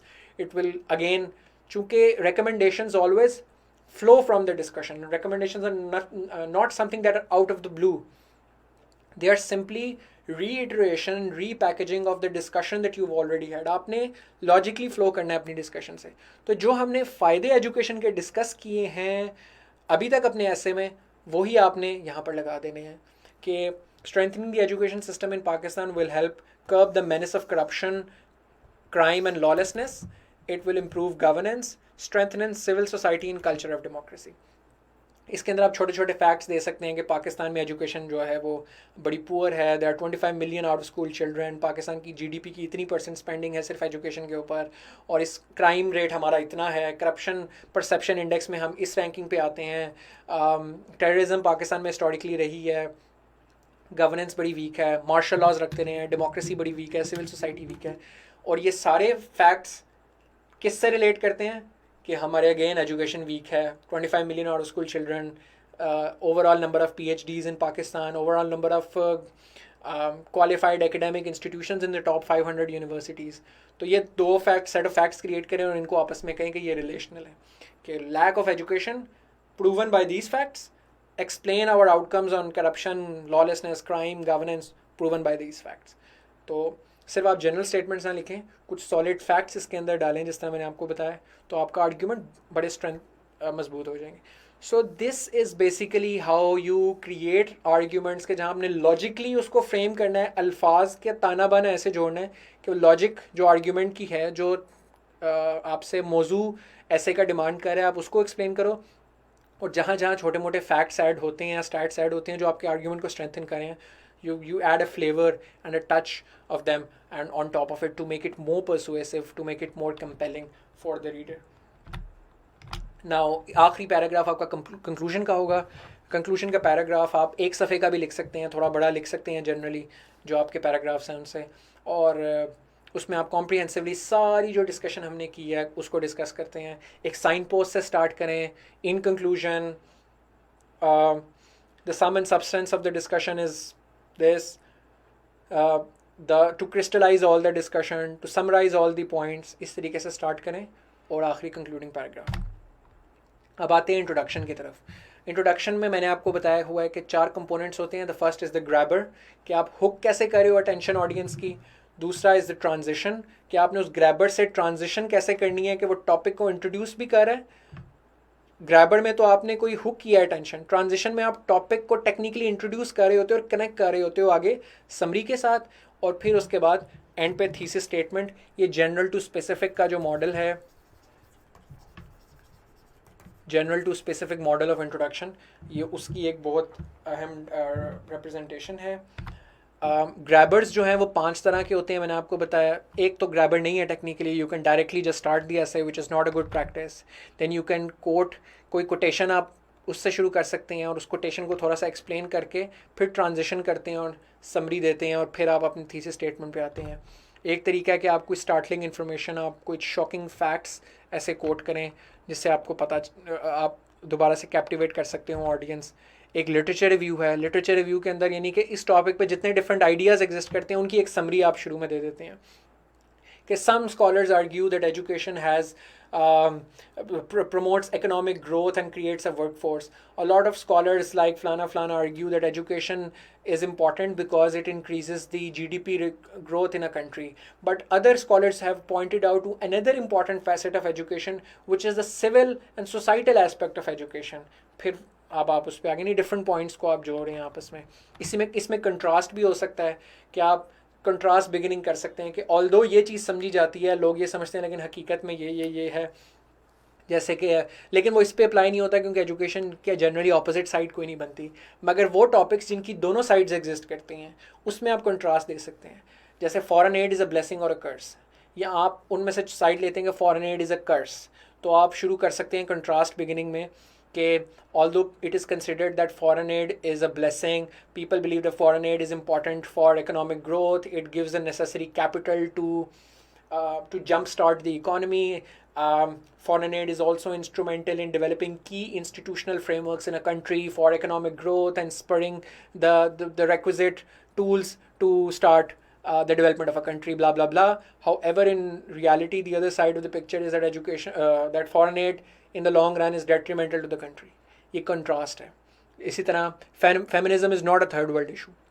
तो अगर आप कह रहे हैं कि feminism is a third world issue, तो आप दूसरी साइड पहले दिखाते हैं कि although a lot of people think that feminism is not a third world issue because they think that this is somehow a product of Western anglicized development that has taken place in the first world, they believe that the issues of feminism do not corroborate with the issues of the women in the developing world. They believe that feminism is culturally, socially and economically and politically incompatible with the challenges that women face in the third world countries. However, in reality, education indeed is a third world issue because a lot of the things that are alleged to be not compatible with the third world countries are in fact the struggles that first world countries went through. I'm just going on and on. So you get the idea कि ये contrast का मतलब होता है। तो literature review में एक होता है कि आप जनरली डिफरेंट आइडियाज़ को समराइज़ करें उससे टॉपिक से रिलेटेड, और एक ये कि आप कंट्रास्ट दे सकते हैं। लेकिन इस टॉपिक में सच कंट्रास्ट एग्जिस्ट नहीं करता, तो ये वाली ऑप्शन जनरली हमारे पास नहीं रहती इस टॉपिक पे।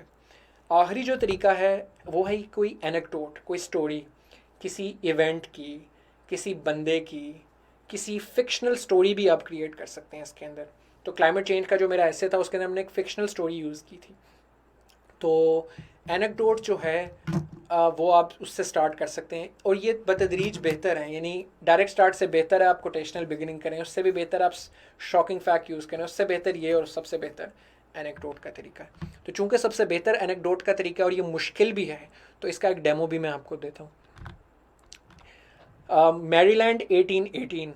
A boy was born into slavery. Like many other slaves, he had a black mother and a white father.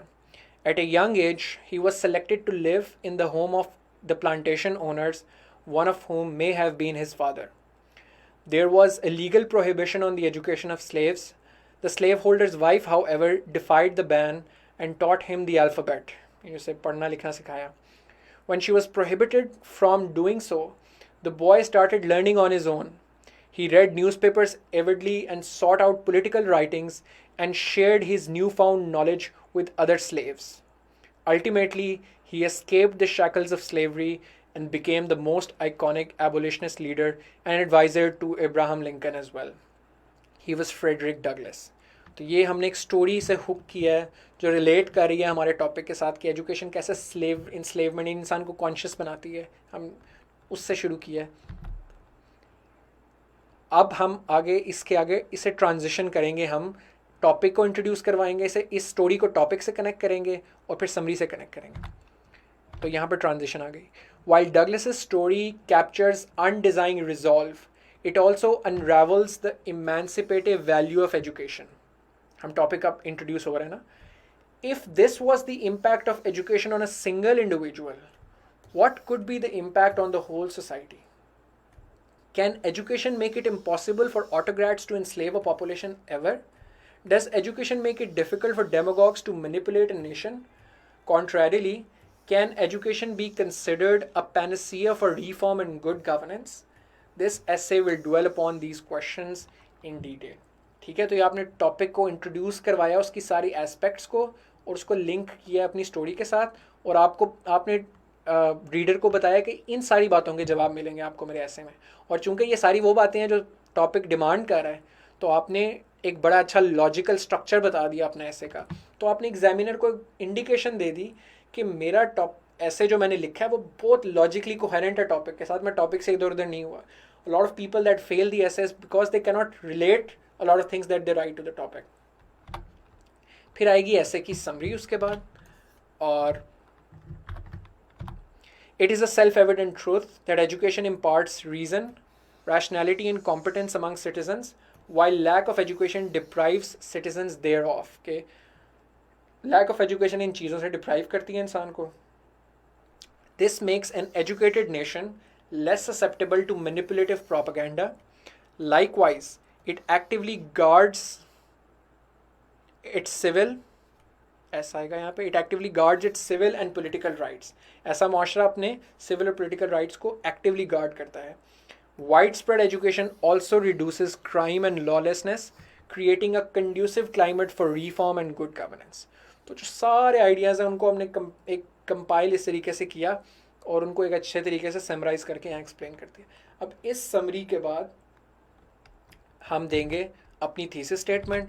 वो ये कि thus, while education is traditionally considered a vital tool for economic growth, it more importantly contributes towards making a society rational, reasoned, competent and free. और ये अब अपना जब second paragraph शुरू करेंगे तो उसके अंदर आप एक शुरू में फ्रेम कर सकते हैं कि एजुकेशन सिर्फ इकोनॉमिक ग्रोथ के लिए ज़रूरी नहीं है, बल्कि जो इंसान के माशरे की जो दूसरी जितनी एस्पेक्ट्स हैं ना, कि उसको रैशनल बनाना, रीज़नेबल बनाना, कॉम्पिटेंट बनाना और फ्री बनाना, उनको भी करता है. अब ये सारे वर्ड्स टेक्निकली जो मेन हमारे चार कंपोनेंट्स हैं उन चारों को एड्रेस कर रहे हैं. ठीक है, जब आप रैशनल और रीजनड होगे तो you will be difficult to drive, और जब आप रैशनल रीजन होंगे तो you will be easy to lead. When you will be competent तो गवर्नेंस बेहतर होगी, when you will be free तो इंस्लेवमेंट नहीं होगी. So it's a very comprehensive thesis statement. So thesis statement पूरी जिस्ट को कैप्चर करती है आपके ऐसे के, और उस जिस्ट के रीजंस भी एक्सप्लेन करती है. तो हमने बताया कि एजुकेशन, जो सारी बातें हो रही है ना कि education makes a people this, उसकी वजह क्या है?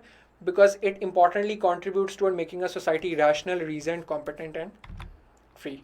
अच्छा, ये तरीका है एक, क्योंकि कुछ लोग थीसिस स्टेटमेंट भी लिखना पसंद करते हैं शुरू में, तो मैंने आउटलाइन के लिए आपको दोबारा दिखा दिया कि आउटलाइन जब आप शुरू करेंगे, आउटलाइन की हेडिंग दे के, तो नीचे आप थीसिस स्टेटमेंट लिखें और उसके नीचे इस तरह थीसिस स्टेटमेंट लिख दें. While education is traditionally considered a while tool for growth, बला ये थीसिस स्टेटमेंट आ गई. फिर आप इंट्रोडक्शन आगे इस तरीके से कंटिन्यू करते हैं.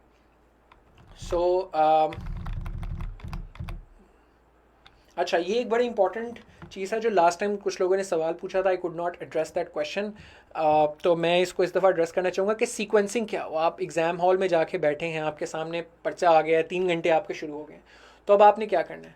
ऑब्वियसली सबसे पहले तो यू पिक अ टॉपिक. आप एक टॉपिक चूज़ करते हो 10 में से. कभी कभार टॉपिक चूज़ करने में टाइम लगता है ऑब्वियसली, और आप थोड़ी बहुत ब्रेनस्टॉर्मिंग करते हो, आउटलाइन बनाते हो. एक टॉपिक लगता है आपको कि इस पर लिख लोगे, लेकिन उस पर आउटलाइन 5-6 मिनट सोच के आपको नहीं बन रही, तो फिर आप चेंज करते हो. तो पहले तो आपने टॉपिक सेलेक्ट कर लिया अपना। टॉपिक सेलेक्ट करने के बाद आप आखिरी पेज पे ब्रेनस्टॉर्म करते हो। आखिरी पेज को आपने रफ वर्क की हेडिंग देनी है, जो आपको एक शीट्स मिलेंगी, 24-25 शीट्स होंगी उसमें। So last page you will reserve for brainstorming. उसके ऊपर आपने रफ वर्क लिखना है और सबसे पहले ब्रेनस्टॉर्म करना है, अपने आइडियाज़ स्क्रिबल करने हैं, जिस तरह हमने शुरू में किए थे कि अच्छा इस टॉपिक में ये चीज़ें हैं। फिर उसके बाद आपने उसी लास्ट पेज पे एक रफ आउटलाइन बनानी है। आप आखिरी 2 सफ़े यूज़ कर सकते हैं, 3 सफ़े यूज़ कर सकते हैं, नो रिस्ट्रिक्शन ऑन दैट। उस आखिरी सफ़े पे फिर एक रफ आउटलाइन बनानी है आपने। फिर आपने उसी आखिरी सफ़े पे एक रफ इंट्रो भी लिखना है आखिरी 2 पेजेस पे, क्योंकि इंट्रो बनाने में ज़रा टाइम लगता है और उसको अच्छे तरीके से क्राफ्ट करना है। अब अगर आप स्टोरी लिख रहे हैं या कोई कंपैरिजन ड्राफ्ट करें हैं तो एक उसका जनरल सा लिख लें, यानी ये नहीं मैं कह रहा कि बहुत डिटेल में लिख लें, लेकिन आप एक जनरल बेशक जो है थोड़ा सा रफ इंट्रो लिख लें, ताकि जब आप उसे नीट लिखें तो आप उसे रिफ़ाइन करके लिख सकें। फिर आपने पहले 4 पेजेस खाली छोड़ देने हैं और पहले 4 पेजेस पे आपने कुछ नहीं लिखना, ठीक है। और पहले 4 पेजेस आपने आउटलाइन के लिए छोड़ने हैं। फिर आपने बॉडी ऑफ द ऐसे लिखना शुरू करनी है। अपनी रफ आउटलाइन देखते हुए आपने बॉडी ऑफ द ऐसे पूरा लिखना है। उस रफ इंट्रो को देखते हुए आपने नीट इंट्रोडक्शन लिखना है, 5वें सफ़े पे शुरू करना। फिर रफ आउटलाइन को देखते हुए पूरा अपना ऐसे आगे शुरू करना है आपने, 5th page onwards till the last. फिर जो आपने आखिरी, अच्छा इसकी वजह क्या है? इसकी वजह यह है कि जब आप ऐसे लिख रहे होंगे तो आप अपनी आउटलाइन में चेंजेस करेंगे, क्योंकि आपको आउटलाइन लिखते हुए सोचते हुए लगा था कि ये बात रिलेट करेगी, लेकिन वो लिखते हुए आपको एहसास हुआ कि ये चीज़ रिलेट नहीं करी, आपने उसे स्किप कर दिया। या आपको कोई लिखते हुए नया आइडिया जेन में आ गया, एग्जांपल जेन में आ गई, केस स्टडी जेन में आ गई, तो आपने वो लिख दी। तो फिर आप उसी तरह रफ आउटलाइन में चेंजेस करते जाएंगे, मैंने ये चेंज किया है अपने ऐसे में, ठीक है। तो ये रफ आउटलाइन में चेंजेस करते जाएं। फिर जो आपकी पूरा ऐसे लिखने के बाद जो आपकी अब आउटलाइन बनती होगी ना, रफ आउटलाइन में जो चेंजेस की होंगी, उस अपडेटेड को फिर आपने पहले 4 सफ़ों पे नीट आउटलाइन में ट्रांसलेट करना है। देखें, आपने अगर शुरू में अगर आप इस तरीके से नहीं करेंगे और आपने जाते सारी एक नीट आउटलाइन बना ली और फिर ऐसे लिखते हुए आपको एहसास हुआ कि फ़लाना पॉइंट नहीं आता इसके अंदर, या मेरे पास वक्त नहीं बचा इस पॉइंट को एक्सप्लेन करने का, या कोई नई एग्जांपल्स, नई केस स्टडी, नया आर्ग्यूमेंट आ गया जो आपने लिखना है, तो अब आप नीट आउटलाइन को तो चेंज नहीं कर सकेंगे। तो एग्जामिनर के पास जब जाएगा तो वो देखेगा इसने आउटलाइन में ये चीज़ लिखी है लेकिन बॉडी में नहीं है, तो वो बड़ा कांटा लगाएगा। वो कहेगा यहाँ कोई ऐसी बातें हैं जो इतनी इंपॉर्टेंट आपने बॉडी में लिखी लेकिन आप उसे नीट आउटलाइन में चेंज नहीं कर सके, और एग्जामिनर को आउटलाइन पसंद नहीं आई, और अगर आप वो बात लिख देते तो पसंद आ जाती, तो फिर आपके साथ ज़्यादती हो जाएगी। तो ये तरीका है कि जिससे आप इंश्योर करते हो कि आपकी आउटलाइन अपडेटेड लिखी जाए इन पे। और अगर तो लेट से दो सफ़ों पे आउटलाइन मुकम्मल हो गई है तो कोई मसला नहीं, जो बाकी 2 सफ़े हैं उनको क्रॉस कर दें और एरो दे दें कि अगले पेज पे बॉडी ऑफ दी ऐसे है, पेज टर्न ओवर का ऐसे एरो दे के PTO लिख दें। और बाकी जो है, एक तो अपने रफ आउटलाइन वाले पेजेस को क्रॉस करें और जो आपके दूसरे पेजेस बच गए हैं उनको क्रॉस करें। अपनी आउटलाइन रिव्यू, नीट आउटलाइन एक दफ़ा लाजमी रिव्यू करें, इंट्रोडक्शन और कंक्लूजन, ये 3 चीज़ें आपने लाजमी रिव्यू करनी है, क्योंकि इनमें स्पेलिंग्स की मिस्टेक्स हो सकती हैं, छोटी मोटी ग्रामेटिकल मिस्टेक हो सकती है जो आप फ्लो में आपको नहीं पता चली।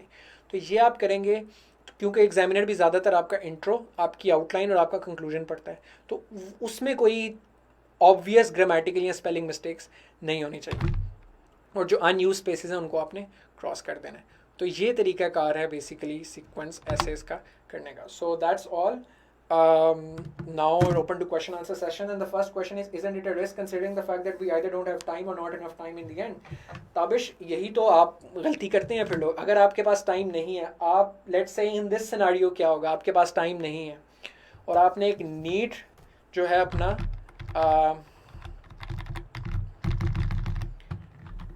आपने एक नीट आउटलाइन बना ली हुई है, ठीक है, और उसमें कोई लेट्स से आपने 4 केस स्टडीज़ अपनी चेंज की, 2 आर्ग्यूमेंट्स ऐड किए और पूरी बॉडी लिखी, कंक्लूजन लिखा, टाइम ख़त्म हो गया, और ना ये केस स्टडीज़ मौजूद हैं। जो आउटलाइन में केस स्टडीज़ 4 आपने लिखी थी वो केस स्टडीज़ अब आपके ऐसे में मौजूद नहीं है। जो 2 आर्ग्यूमेंट्स आपने इसमें ऐड किए थे वो इसमें मौजूद नहीं है। तो फिर एग्जामिनर के पास जब आउटलाइन जाएगी तो एग्जामिनर आपको क्यों पास करें? एग्जामिनर ने बड़ी स्पेसिफिक डायरेक्शंस जो एग्जामिनर रिपोर्ट्स में आती रही हैं कि जो बातें अक्सर लोग आउटलाइन में लिखते हैं लेकिन बॉडी में नहीं लिखी होती तो एग्जामिनर फेल करता है। ऑफिशियल एफपीएससी की एग्जामिनर रिपोर्ट्स में ये लिखा है। तो इससे बड़ा रिस्क क्या हो सकता है कि आप एक ऐसी आउटलाइन लिख रहे हैं जो आपने पहले 15-20 मिनट या आधा घंटा लगा के सोची थी, और उसके बाद जो 2 घंटे ऐसे लिखते हुए आपको नए आइडियाज़ आए होंगे, जो चेंजेस की होंगी, आप उस आउटलाइन में वो इनकॉर्पोरेट ही नहीं कर सके। When your outline is the most important part of your एसे। तो इसीलिए आपने हर सूरत अपने टाइम को इस तरह मैनेज करना है। मेरी जो पर्सनल टाइम मैनेजमेंट थी वो ये थी कि फर्स्ट 30 मिनट्स जो थे वो ब्रेनस्टॉर्म करने के लिए और रफ़ आउटलाइन के लिए थे। तो रफ़ आउटलाइन, ब्रेनस्टॉर्म और इंट्रोडक्शन वगैरह मैं पहले 30 मिनट में सोचता था, ठीक है। उसके बाद जो 2 घंटे होते थे, सॉरी ये 20 लिख दिया मैंने, उसके बाद जो 2 घंटे हैं वो मैं ऐसे लिखता था, बॉडी ऑफ द ऐसे, ठीक है। आखिरी 15 मिनट मैं आउटलाइन को नीट करता था और लास्ट 15 मिनट्स में रिव्यू के लिए छोड़ता था। ये मेरी पॉलिसी थी और मैंने अपनी ऐसे लिखते हुए प्रैक्टिस भी इस तरह की थी। First 30 minutes for brainstorming and rough outline, 2 hours for essay writing, 15 minutes for neat outline and 15 minutes for review. अब मैं चूँकि प्रैक्टिस मेरी थोड़ी ज़्यादा थी लिखने की पहले भी, और सोचने की स्पीड थोड़ी सी तेज़ है, तो I use to follow this rigorously, और मैं इन 2 घंटों में आराम से 2400 वर्ड्स तक लिख लेता था। लेकिन ज़्यादातर पीपल, आई नो दैट इससे ज़्यादा टाइम लग जाता है आपका, इसमें 1 घंटा भी लग जाता है तो कोई बात नहीं, कुछ लोगों का 1 घंटा लग जाता है एंड दे पास। ब्रेनस्टॉर्मिंग में, रफ आउटलाइन बनाने में, इंट्रो फ्रेम करने में ही 1 घंटा लग जाता है, तो दैट्स ओके। और फिर बाकी आपका 1.5 घंटा बचता है, फिर आपने उस हिसाब से 1.5 घंटा छोड़ें और ये 2400 के बजाय 2000 वर्ड्स का ऐसे लिखें, दैट्स कम्प्लीटली फाइन। अपने हिसाब से आप इसको कर सकते हैं, लेकिन ये काम आपने लाजमी करना है। आपने पहले जिस भी तरीके से किया, ये चीज़ का आपने बिलखसूस ख्याल रखना है, अपनी प्रैक्टिस भी इसी तरीके से आप करें। ये पहला क्वेश्चन जो बहुत अच्छा ताबिश ने पूछा उससे related. Now we're open to other question answers. If there are any, we'll take a few minutes for question answer session.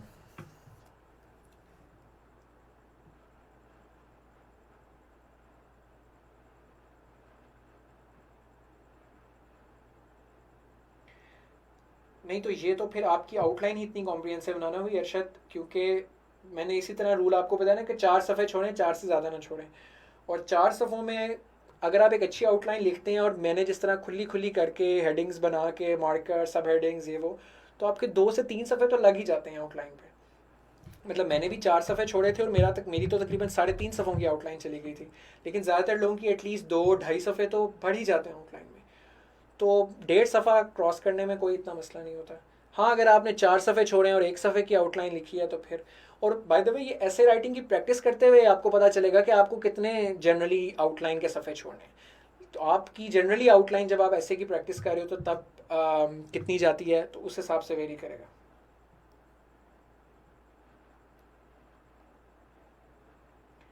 नहीं रूज, इसमें इजी टू लीड का जो कॉन्टेक्स्ट है ना, वो इंटरनल कॉन्टेक्स्ट है, not in tech, economy and development. क्योंकि अगर हम इसको आइसोलेटेड, हम फिक्रे को नहीं देखेंगे, हम इसे इन कनेक्शन देखेंगे जो बाकी 3 डायमेंशंस लिखी हुई हैं उसमें। सो बिकॉज बाकी 3 डायमेंशंस लिखी हुई हैं, उनके कॉन्टेक्स्ट में एक इंटरनल चीज़ से रिलेटेड है। ये भी एक आइडिया है कि अच्छा, ये बड़ा अहम सवाल है कि length of anecdote and introduction, तो ये आप वेरी कर सकते हैं। मैं जैसे 1.5 पेजेस का पूरा इंट्रोडक्शन लिखता था, 1.5 सफ़े का कंटिन्यूस इंट्रोडक्शन होता था, तो 10-12 लाइंस मेरी जो थी वो एनेक्डोट पे, स्टोरी पे चली गई, 3-4 लाइंस जो थी वो मेरी ट्रांजिशन में चली गई, 4 लाइंस मेरी समरी में चली गई, और 2 लाइंस मेरी उसमें चली गई, थीसिस स्टेटमेंट में चली गई। कभी कभी स्टोरी 12 से 15 लाइंस पे भी चली जाती थी, तो मेरा लेकिन 1.5 सफ़े का इंट्रो होता था। और क्योंकि इंट्रो एग्जामिनर ने पढ़ना होता है आपका, उसको ज़रा कॉम्प्रिहेंसिवली लिखा जाए तो बेहतर है। डिपेंड्स, सोहेल के थीसिस स्टेटमेंट की बात आप कहाँ कर रहे हो। आउटलाइन में इंट्रोडक्शन से पहले कुछ लोग नहीं लिखते thesis statement, and that's fine. लेकिन जो एसे के इंट्रोडक्शन, जो बॉडी ऑफ द पैराग्राफ का इंट्रोडक्शन होता है, उसकी एंड पे आपने थीसिस स्टेटमेंट लास्ट में लिखनी है। There are no headings in the body of the essay, मगर आउटलाइन में तो हेडिंग्स होंगी ना। जैसे ये मैंने आपको ये बॉडी की मिसाल है, यानी इंट्रोडक्शन की जो बॉडी है, इसमें ऑब्वियसली कोई हेडिंग्स नहीं है। लेकिन जो वेट, जैसे ये आउटलाइन है, इसमें हेडिंग्स हैं, this is like a heading, these are like sub points, तो आउटलाइन में हेडिंग्स आ जाती हैं.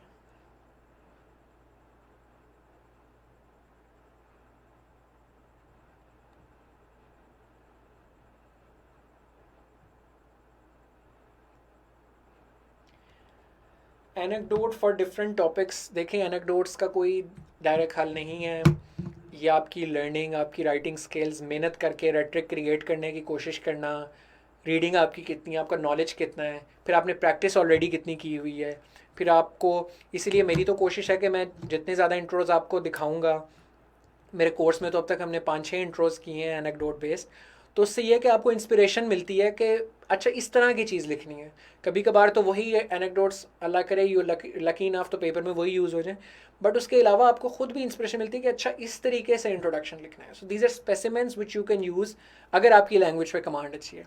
If you are not very, you don't have a very good command over language, और आपकी imaginative skills, critical thinking skills और language skills इतनी अच्छी नहीं है, तो फिर आप स्टोरी पे ना जाएं.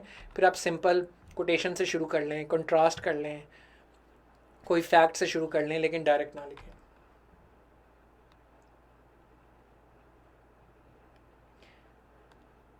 नहीं, I don't think Iram that this is a good approach, because ज़्यादातर ऐसे ही होंगे.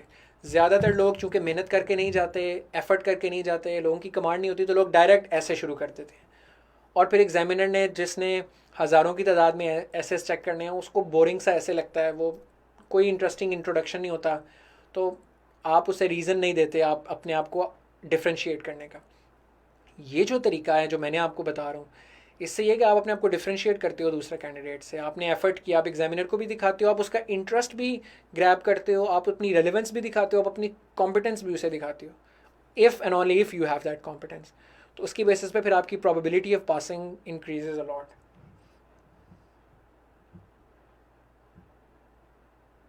Of course, if the anecdote is irrelevant, it will backfire. Anecdote should be relevant. Anecdote should be grammatically correct. Anecdote should be rhetorically sound and persuasive.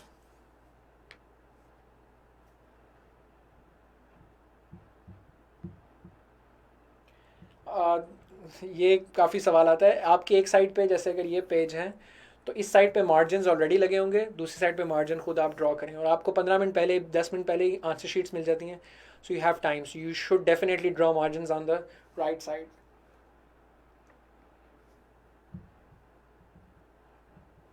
An average student needs to prepare at least, I think, 12 full-fledged essays, और वो भी different topics पे, different dimensions पे. 12 से 14 full essays आप practice करें if you are an average student.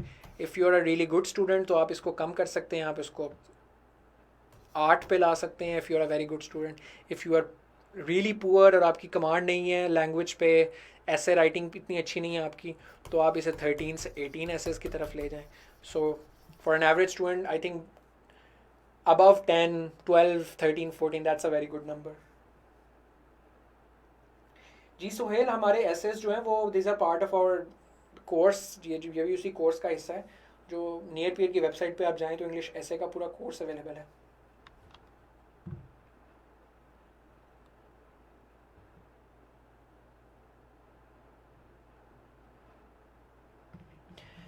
Highlighting of facts using marker, you can do that, कोई issue नहीं है. मार्कर से कर सकते हैं, ब्लैक पॉइंटर से कर सकते हैं, विच आई रिकमेंड, बिकॉज अगर आपने एक स्पेशल चीज़ ऐड की है और एग्जामिनर ने, क्योंकि स्किम करना है, एग्जामिनर के पास इतना टाइम नहीं होगा कि वो एक चीज़ डिटेल में पढ़ेगा, क्योंकि वो स्किम करेगा. सो वन ही स्किमिंग, और जो चीज़ हाईलाइट हुई होगी वो उसे स्पेसिफिकली नज़र आ जाएगी.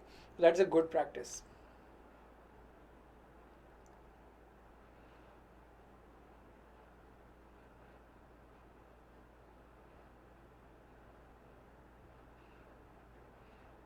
किसी का कोई पीछे सवाल था जो ऐसे की डिस्कशन के दौरान था, बिकॉज ऑब्वियसली मैं तब ऐसे पे फोकस कर रहा था, तो मैंने कोई क्वेश्चंस नहीं देखे, तो आप रीपोस्ट कर दें अगर आपने पहले कोई बहुत देर पहले कोई क्वेश्चन पोस्ट किया.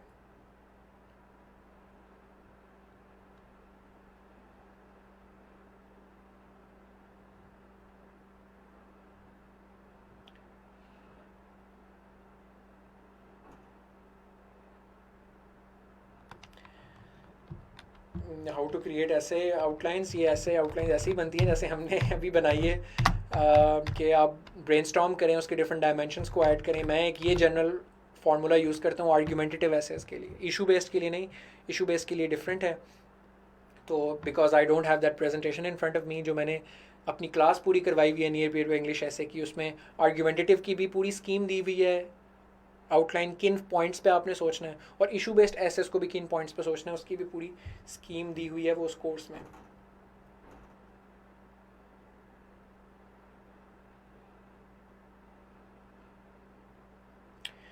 Daniyal, it might be exactly, you are correct, इसीलिए मैंने 15 मिनट तो नहीं, आधा घंटा, मैं खुद आधा घंटा यूज़ करता था at least for brain storming and outline. और मैंने इसीलिए ये चीज़ एक्नॉलेज किया कि फॉर लॉट ऑफ पीपल ये आधा घंटा 1 घंटा हो जाता है, and that's fine. A lot of people take 1 hour, I know, and but the fact is कि वो 1 घंटा लगा के अच्छी आउटलाइन सोचते हैं, रफ अच्छी बनाते हैं। आप अपने वर्ड्स कम कर लें, 1800-2000 वर्ड्स का ऐसे लिख लें, लेकिन ब्रेनस्टॉर्मिंग ठीक करें, आउटलाइन ठीक सोचें और उसको अच्छे तरीके से बनाएं।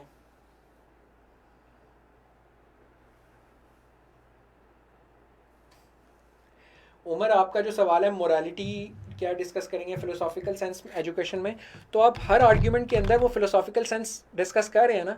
आपने लीड के कॉन्टेक्स्ट में भी वो फिलोसफी एक्सप्लेन की कि एजुकेशन कैसे लीड को आसान बनाती है, ड्राइव कैसे, वो कौन सी वैल्यूज़ है जो एजुकेशन इनकलकेट करती है जिससे ड्राइव करना मुश्किल होता है। तो वो आपने इंडिविजुअली हर डायमेंशन के अंदर उसके फिलोसॉफिकल इम्प्लीकेशंस जो एजुकेशन की हैं उनको आप नॉन दिलस कर रहे हैं एवेलुएट।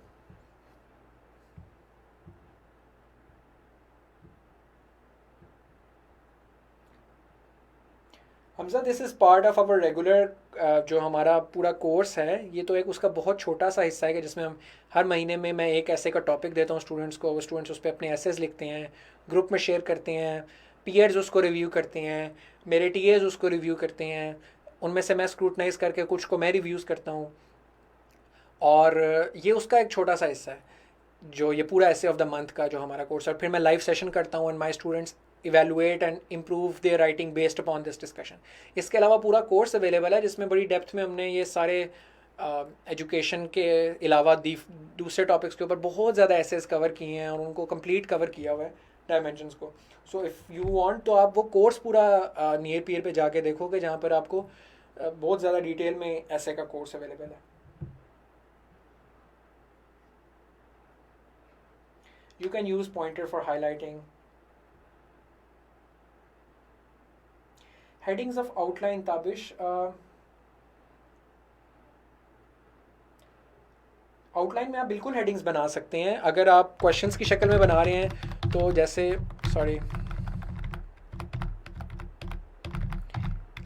ये मेरी क्वेश्चंस की शक्ल में है तो मैंने ये इसी तरह लिखा हुआ है। मैं ब्लैक पॉइंटर से ही हेडिंग लिखता था, क्वेश्चन लिखता था आउटलाइन में, और ब्लू पॉइंटर से आके एक्सप्लेन करता था, और सब पॉइंट्स मैं ब्लैक पॉइंटर से लिखता था। आप मार्कर से भी इसको लिख सकते हैं। आउटलाइन में आपके ऊपर कोई कदगन नहीं है इस किस्म की चीज़ यूज़ करने की।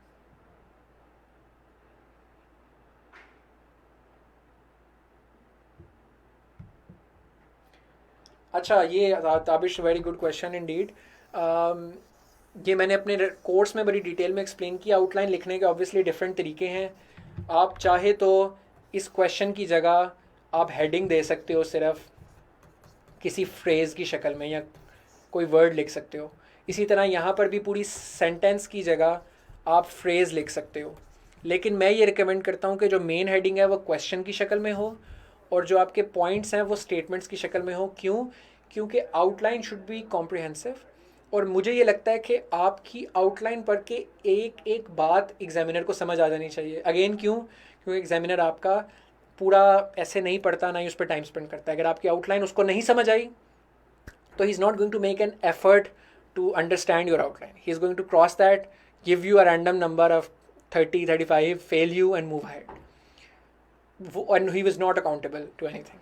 तो आपने कोशिश करनी है अपनी आउटलाइन जितनी कॉम्प्रिहेंसिव हो सके और जितनी डिटेल्ड हो सके। मतलब ये भी ना हो कि पूरे के पूरे पैराग्राफ्स लिखे हों, लेकिन कम से कम पूरा एक सेंटेंस तो हो ना। So I think that is why मेरा प्रेफर्ड टीचिंग मैथड ये है that your statements, main heading should be in the form of questions, and your arguments should be in the form of self-contained meaningful sentences rather than phrases or words. इसीलिए मैं self-contained meaningful sentences की बहुत endorse करता हूँ for outline, और ये काफ़ी ज़्यादा मेरे पिछले 2-2.5 सालों में स्टूडेंट्स ने इसको फॉलो किया है. Those who were generally good and above a certain threshold, by following this technique have easily been able to pass the exam. लेकिन अगर आप फ्रेजेस की शक्ल में लिखते हैं और फ्रेजेस से कभी कभी बात मुकम्मल कन्वे नहीं होती, पूरी लॉजिक समझ नहीं आती, ठीक है, तो वो लॉजिक समझाना फ्रेजेस में मुश्किल होता है, और वो ना अगर कम्युनिकेट हो पाए तो फिर यू आर इन ट्रबल. और आइडियल लेंथ आपकी आउटलाइन, मैंने जिस तरह आप देखें खुली खुली लिखी है, इसके बाद एक लाइन छोड़ी है, इसके बाद लाइन है, इसके बाद है, इसके बाद है, तो अगर आप इस तरीके से लिखेंगे तो कम से कम 2.5-3 सफ़ों पे तो चली जाती है, 3.5 पे भी जा सकती है, जैसे मेरी आउटलाइन चली गई थी एग्ज़ाम में. तो दैट्स ओके, इसीलिए मैंने कहा पहले 4 सफ़े आप छोड़ें. हाँ, लेकिन अगर आपको पता है कि आपकी कभी 2 सफ़ों से ऊपर गई नहीं 1.5 सफ़ों से, तो फिर आप बेशक सिर्फ 3 सफ़ों के स्पेस छोड़ दें अपने एग्ज़ाम के लिए. और जो लेंथ ऑफ द बॉडी के अंदर एक पैराग्राफ की लेंथ है, वो समझें कि 50% से 70% of the page, again depending upon your hand writing. At least 50% का तो पेज हो. अगर पैराग्राफ, इतना पैराग्राफ है आपका, तो it doesn't look like a paragraph, ठीक है. सो कम से कम 50% of the page and maximum 75% of the page, इससे ज़्यादा आपका पैराग्राफ नहीं होना चाहिए. तो ये आपकी जो है होनी चाहिए. लेंथ ऑफ सेंटेंस आपको कोशिश करनी चाहिए short to medium sentences use करें, ज़्यादा बड़े सेंटेंसेस ना हो. सब पॉइंट्स भी आप अपनी हेडिंग के अंदर यूज़ कर सकते हैं. कोशिश करें कि बहुत ज़्यादा रेपिटेशन ना हो, सिर्फ जो कोई यूनिक आइडिया है वही आपका आउटलाइन के अंदर आ रहा हो. मतलब जैसे हमने ये बात की, फिर चाइनीज़ की बात की, फिर मज़ीद इसके अंदर आप कोई चाइनीज़ की एक्सप्लेनेशन सब हेडिंग में ना डाल रहे हो. आउटलाइन में एक बात कन्वे हो गई है मेन, फिर आप अगली मेन बात की तरफ मूव करो. तो yes, you should draw margins on both sides. And no, Naila, I don't teach anywhere now, only on near peer पे political science, constitutional law, gender, और yeah, that's it, जो है वो courses हैं. So this was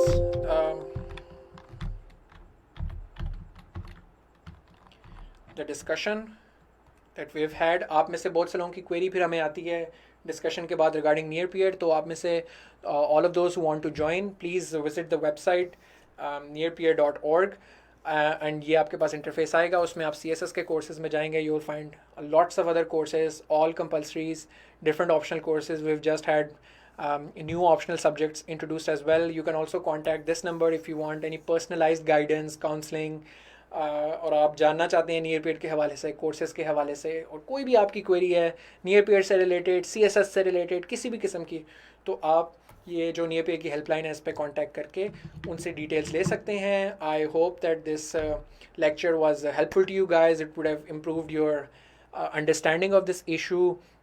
If you have any other comments or concerns, please feel free to post. You can even contact the near peer and ask them to convey those questions to me, and I'll try to address them in my other open source lecture series. Thank you very much, guys, for joining, and take care.